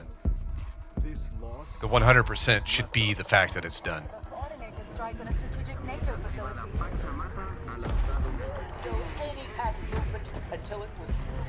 the heck is this?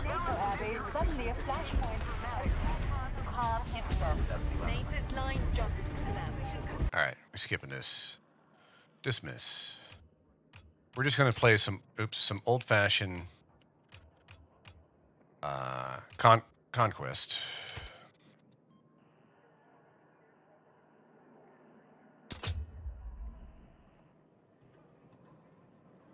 Best way to rack up points is with this mode, because you can capture flag, which gives you a lot of points. And then you can just run outside the zone and hide, wait for the enemy to come take the flag. And then once they leave, you take the flag back again. You just keep on spamming capture points back in that way. I don't usually do that, but it's definitely one of the easiest ways to level up your guy in the beginning. Where are we? We're in Beverly Hills here. Looks like it. I don't know if I'm on a... I am on a squad. With Celtic Wolf, Bagged Loop, whatever that is, and Offbeat Knave.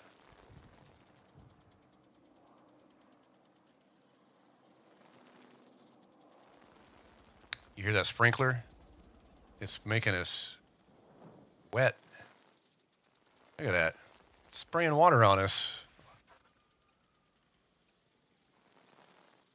At least the hydrants work. This is supposed to be Bel Air.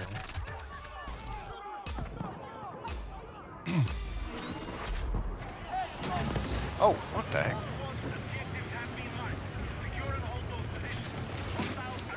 Come on, man. Heading for Alpha.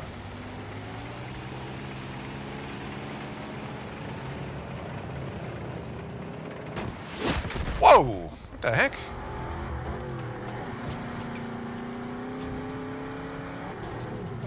Oh, is Alpha theirs?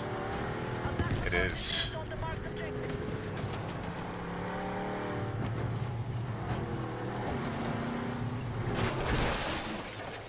How do I get out?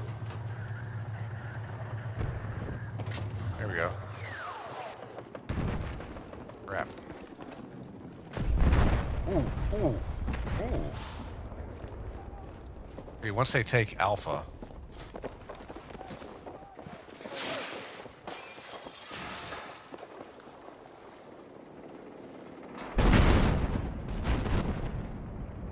I will take it.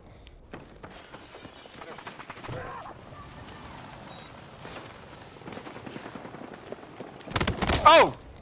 Somebody saw me. Need a medic! Oh, no I don't.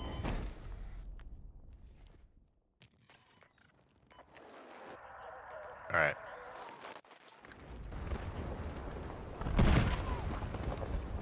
I head to Bravo. Oh! Shit! Shit! Shit! God!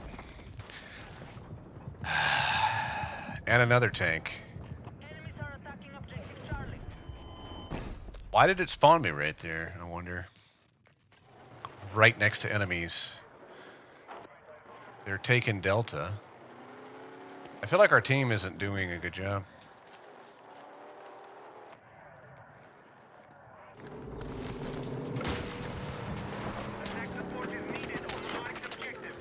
Heading back to Delta.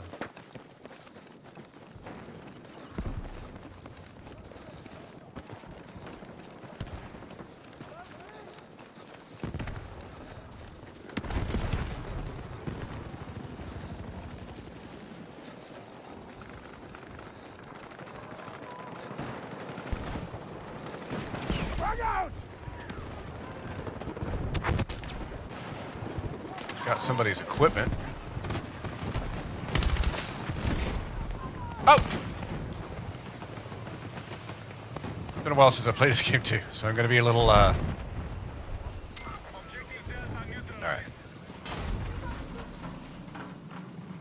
Be a little slow in the uptake.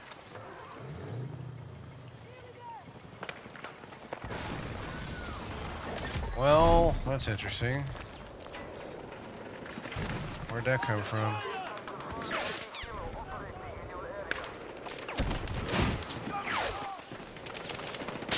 I got you.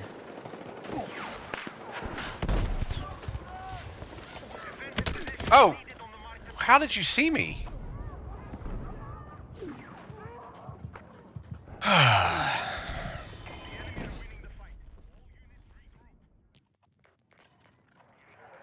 Well, at least we've solidified Delta and Echo.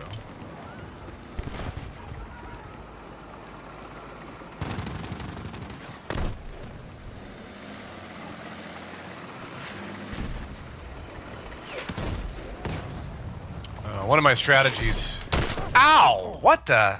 Headshot.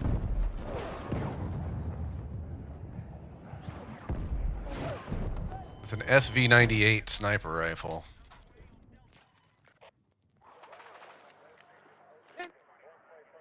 Get out of here. What's that? Oh, we got a chopper up here? Whoa.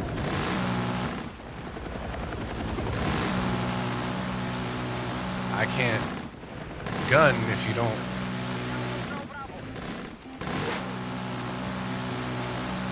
Come on, man. Really? Fine. It's fine. Oh, whoa!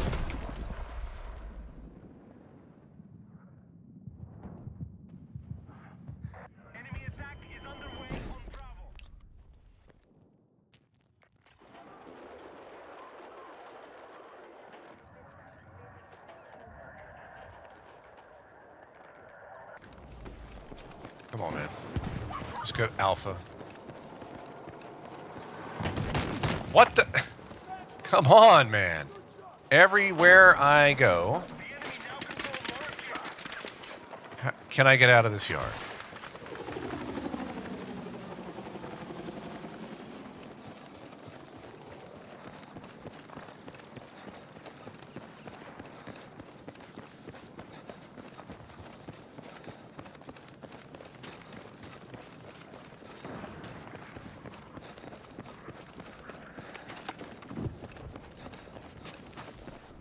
Bagged Luke with me. Running up on Alpha here. Out!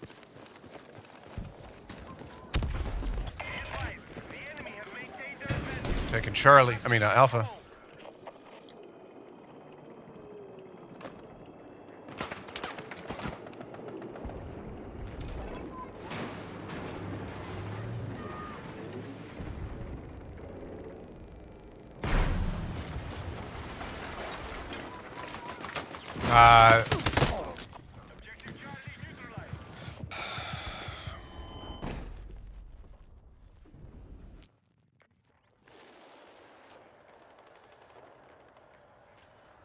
What's the issue? How did we lose Delta? Guys. We gotta keep the ones that are closest to our base. Hard rule. Always keep the flags that are closest to your main base. They should never, if they do capture them, it shouldn't stay captured for long.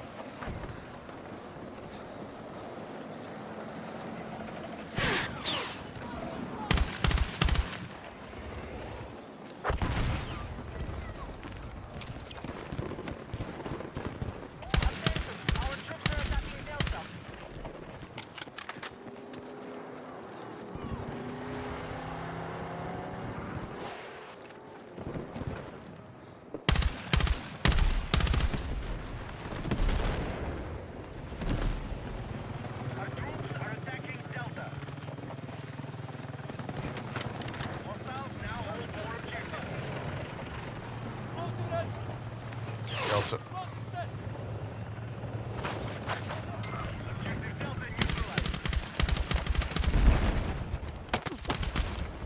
Finally got a kill. Nice. All right, on to Bravo.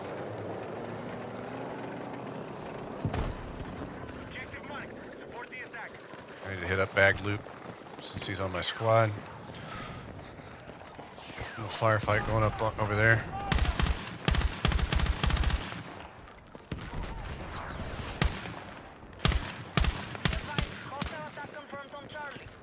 No ammo. I already ran out.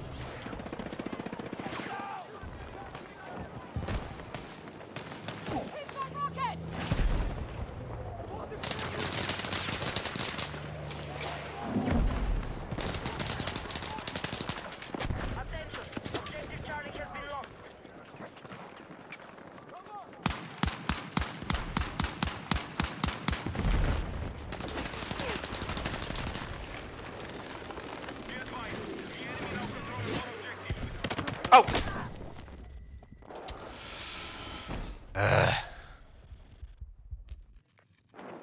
How are we doing this badly, guys? This is unacceptable, honestly.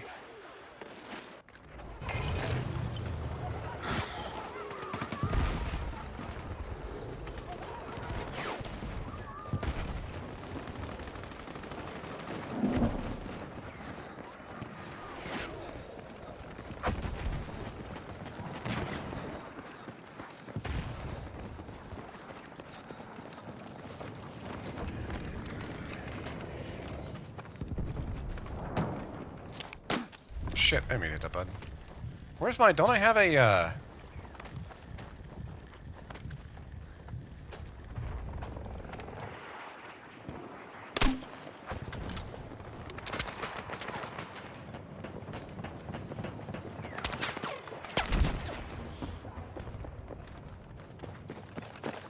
God, I knew that was coming.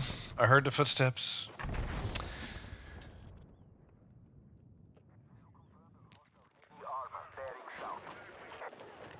Come on, guys. Come on, me. I want to make that clear. I'm also not performing. But it shouldn't all depend on me. Our team should still be whooping A. What? Come on. Really? Are you base camping now?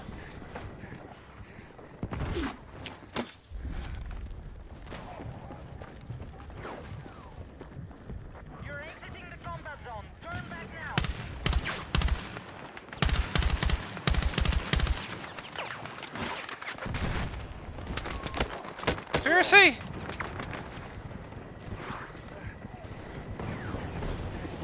Why can't we do anything? Where the heck is my team?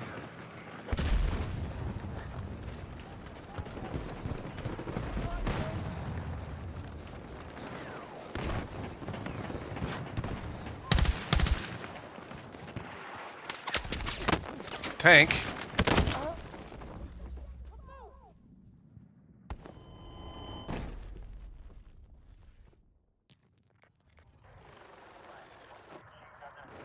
Bro.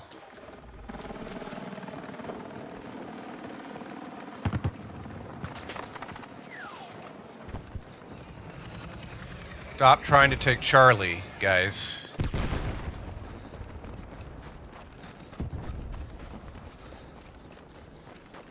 Can I get rid of that? Thanks. Oh, come on now. Really?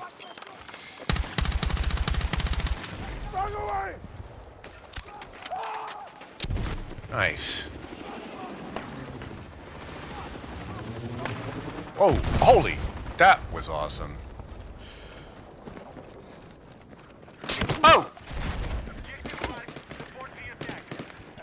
Ugh!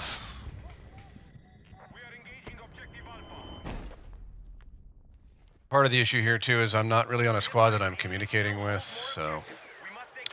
If that were the case... we'd be doing a lot better right now.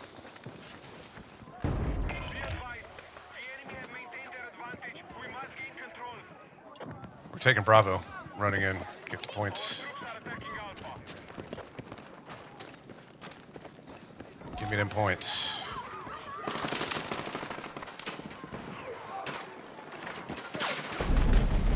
Ah. Got that. Alright. Heading to Alpha now. Which looks like we are taking.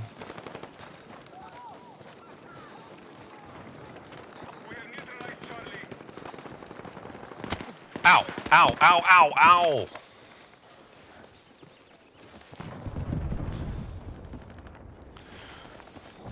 Did he die behind me? Too far. Ugh! Man! Got me with a pistol.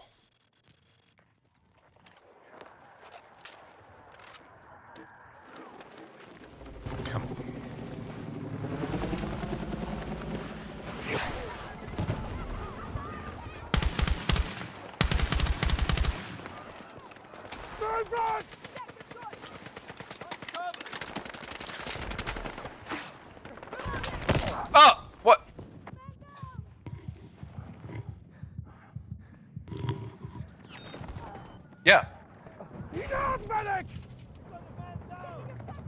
Oh, he died.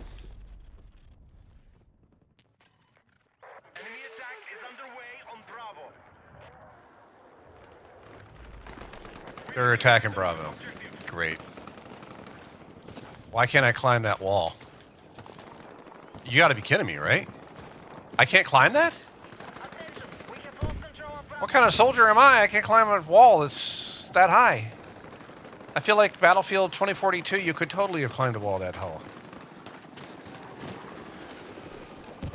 Alright, we're taking the back way around to Alpha. Try to take it, sneaky way. What the heck is happening over there?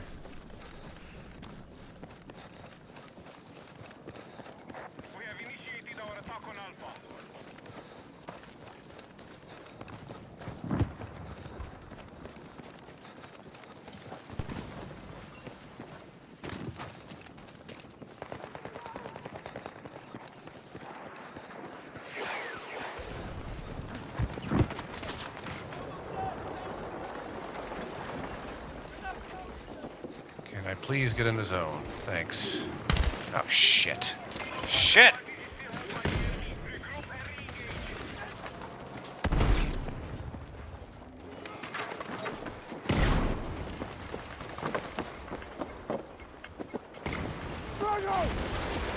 Ah, he's just gonna tear down this whole house. And I'm the only one here. Of course. Unbelievable.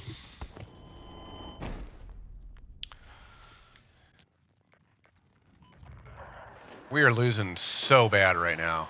And it's like my team doesn't know proper strategy. Really? Are you kidding me?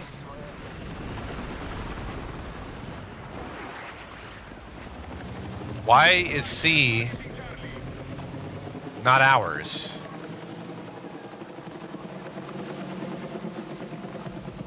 We had them on defense at A and B, and yet we still couldn't take C.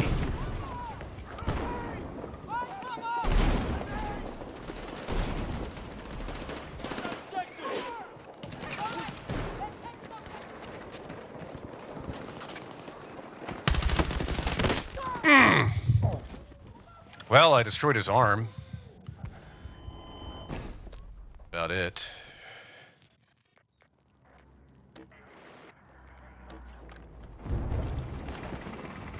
Guys, you're wasting all your time at Charlie. They clearly care more about... When the enemy cares more about a flag than you do, you just let them have it and go to other ones and take those. But our team isn't that smart. As a team. Some people will criticize me and say, oh, well, you're part of the team that sucks. What are you doing? Well, I'm trying. But I don't know why we're so fixated on Charlie, given that it's such a problem.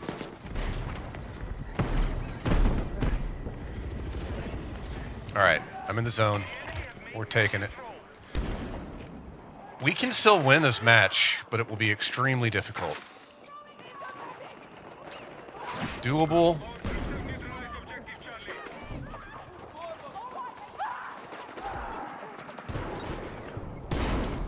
Now they've taken the lead. Guys, spawn on me, man. What are you doing? Spawn on me. Why aren't people spawning on me right now? I'm in the zone. Like,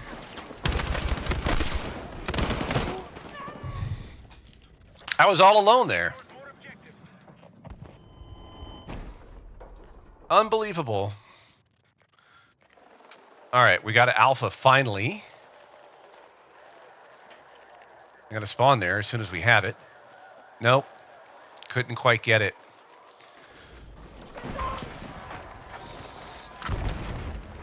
It doesn't really matter what an individual does in this game. Like, I can run around and try to capture all these flags. If the team as a whole isn't doing the same strategy, it's pointless.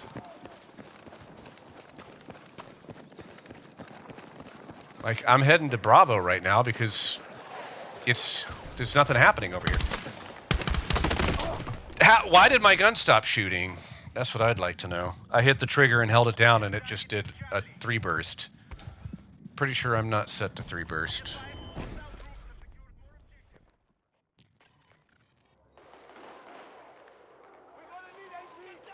Look at this.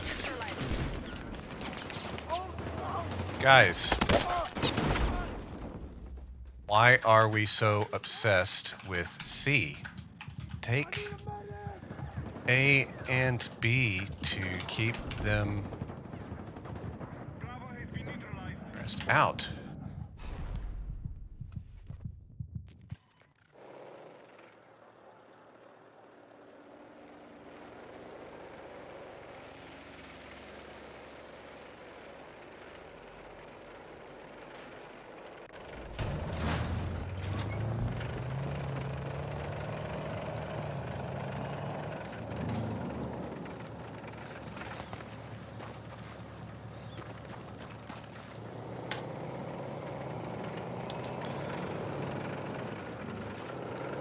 Why did I start all the way back here?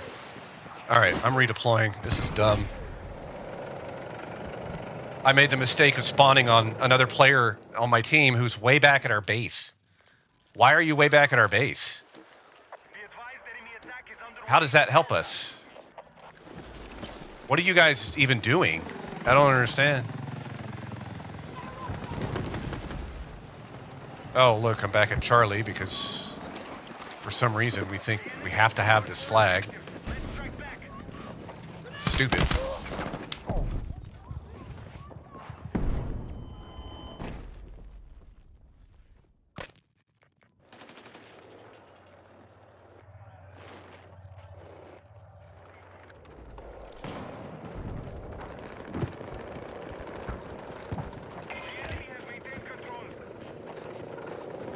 This match is over. In theory, the numbers don't mean it's over. We could still overcome, in theory, based on numbers. But as long as our team continues the same failed strategy of only trying to focus on Charlie, we will lose this match.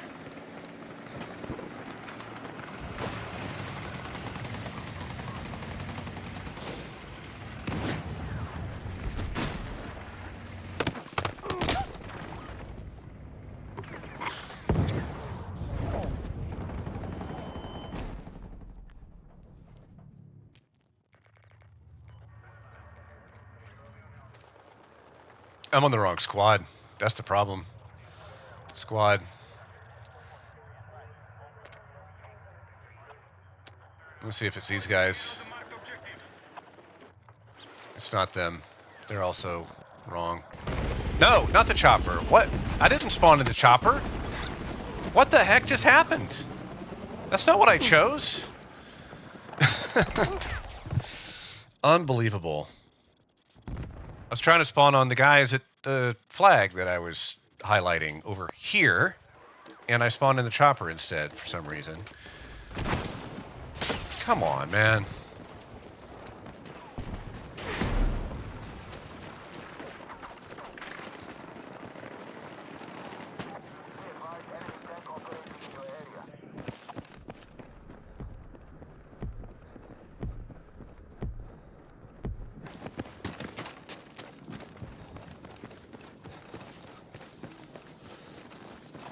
It's a combination of two things.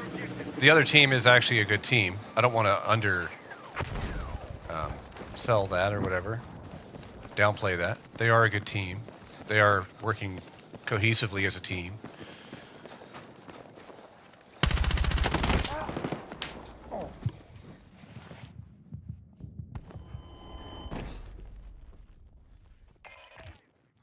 I feel like nobody's on my team.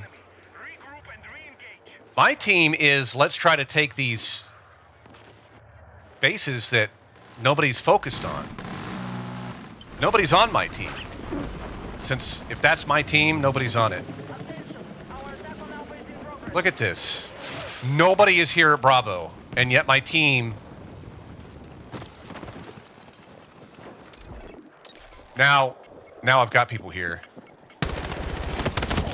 At least I got one of them.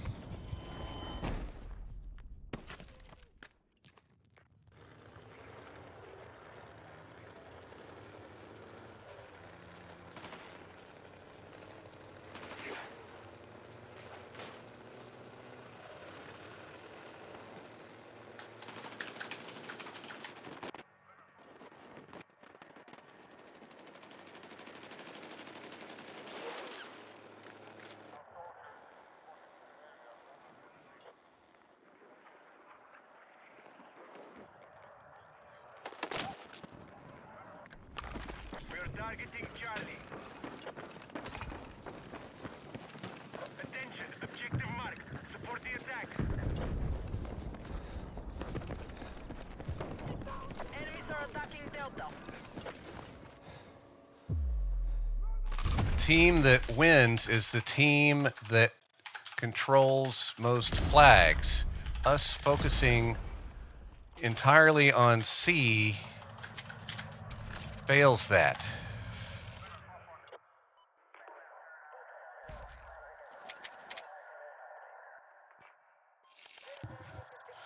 Good work, everyone. That's right. Good work. We lost. Perfect timing, though. 1 o'clock is exactly when I wanted to wrap this up.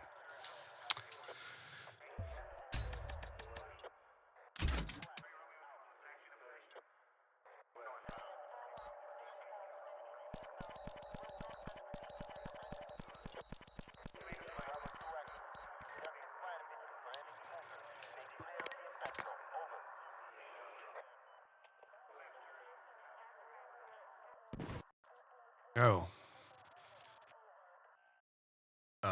Okay, I guess I'm loading the next match, even though I wanted to quit.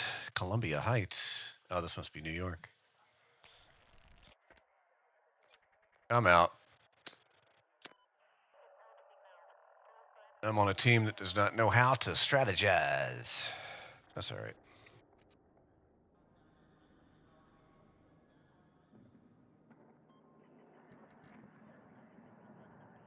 How do I quit this game? There we go. So right before I leave, I do want to check back in with Iran.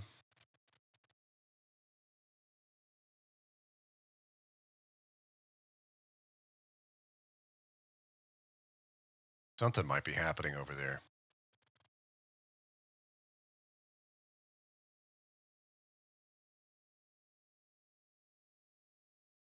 This is the sky over Tel Aviv that we're looking at right now. And it looks like they're trying to track something. A missile?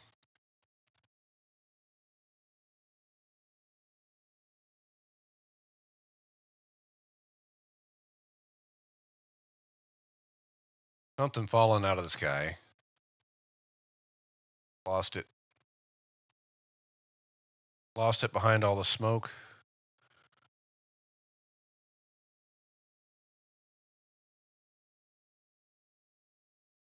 Can't believe they were even trying to track that. Jeez, they were way zoomed in.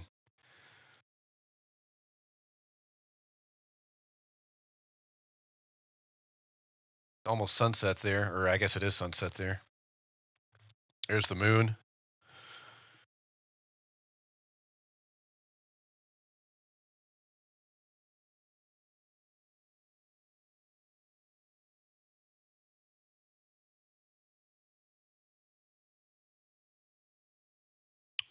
So I think that's just clouds. That's not smoke.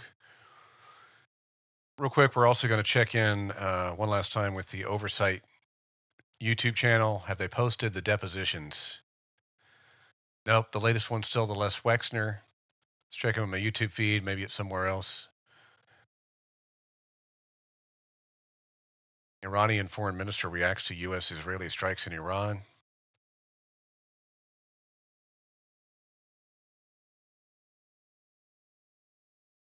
Andrew's personal protection team revealed what it's like working for the disgraced former prince. All right, there's nothing new. Let's see if there's any new developments when it comes to this AP feed, live updates on the strikes. Supreme Leader and President are safe as far as I know. Is this the top of the page? Yeah. These are the U.S. bases that have been attacked. UAE, Qatar, Kuwait, Jordan.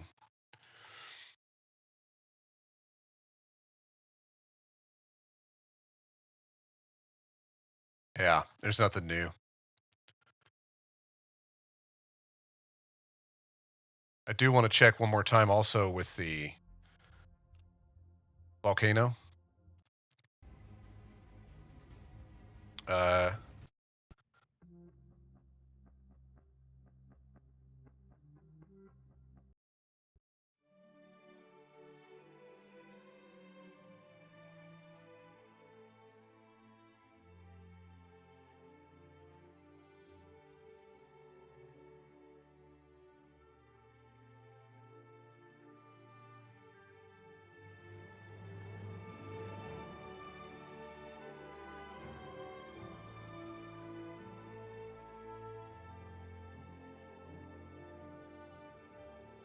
Still going pretty good.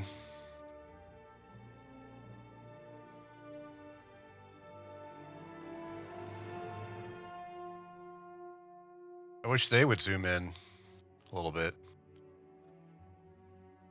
You know, I think I can actually do that.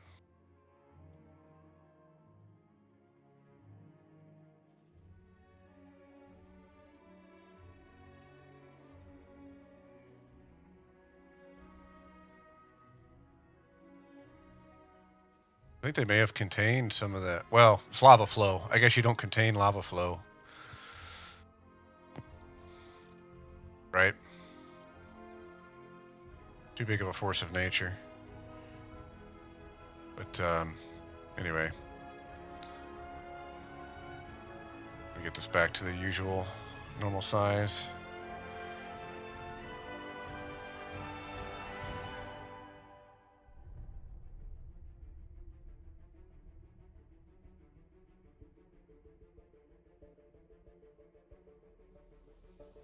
All right, 1 o'clock East Coast time, wrapping up the stream for today. If something big happens tomorrow, I will absolutely get back on and stream that. Anything significant. I'm not going to wait till Monday to go back and cover the deposition videos if those come out. Or if any significance in Iran happens, anything of significance in Iran happens, we'll get to that too. Oh yeah, I did want to talk about GTA 5.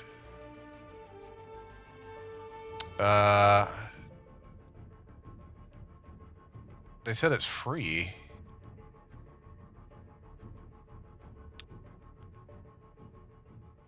What? Hang on. Free download.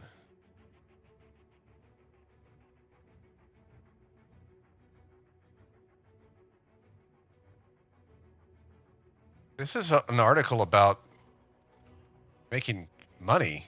This is not an article. This is clickbait. Don't click that article. Anyway, we're going to be signing off for now. And we'll see you guys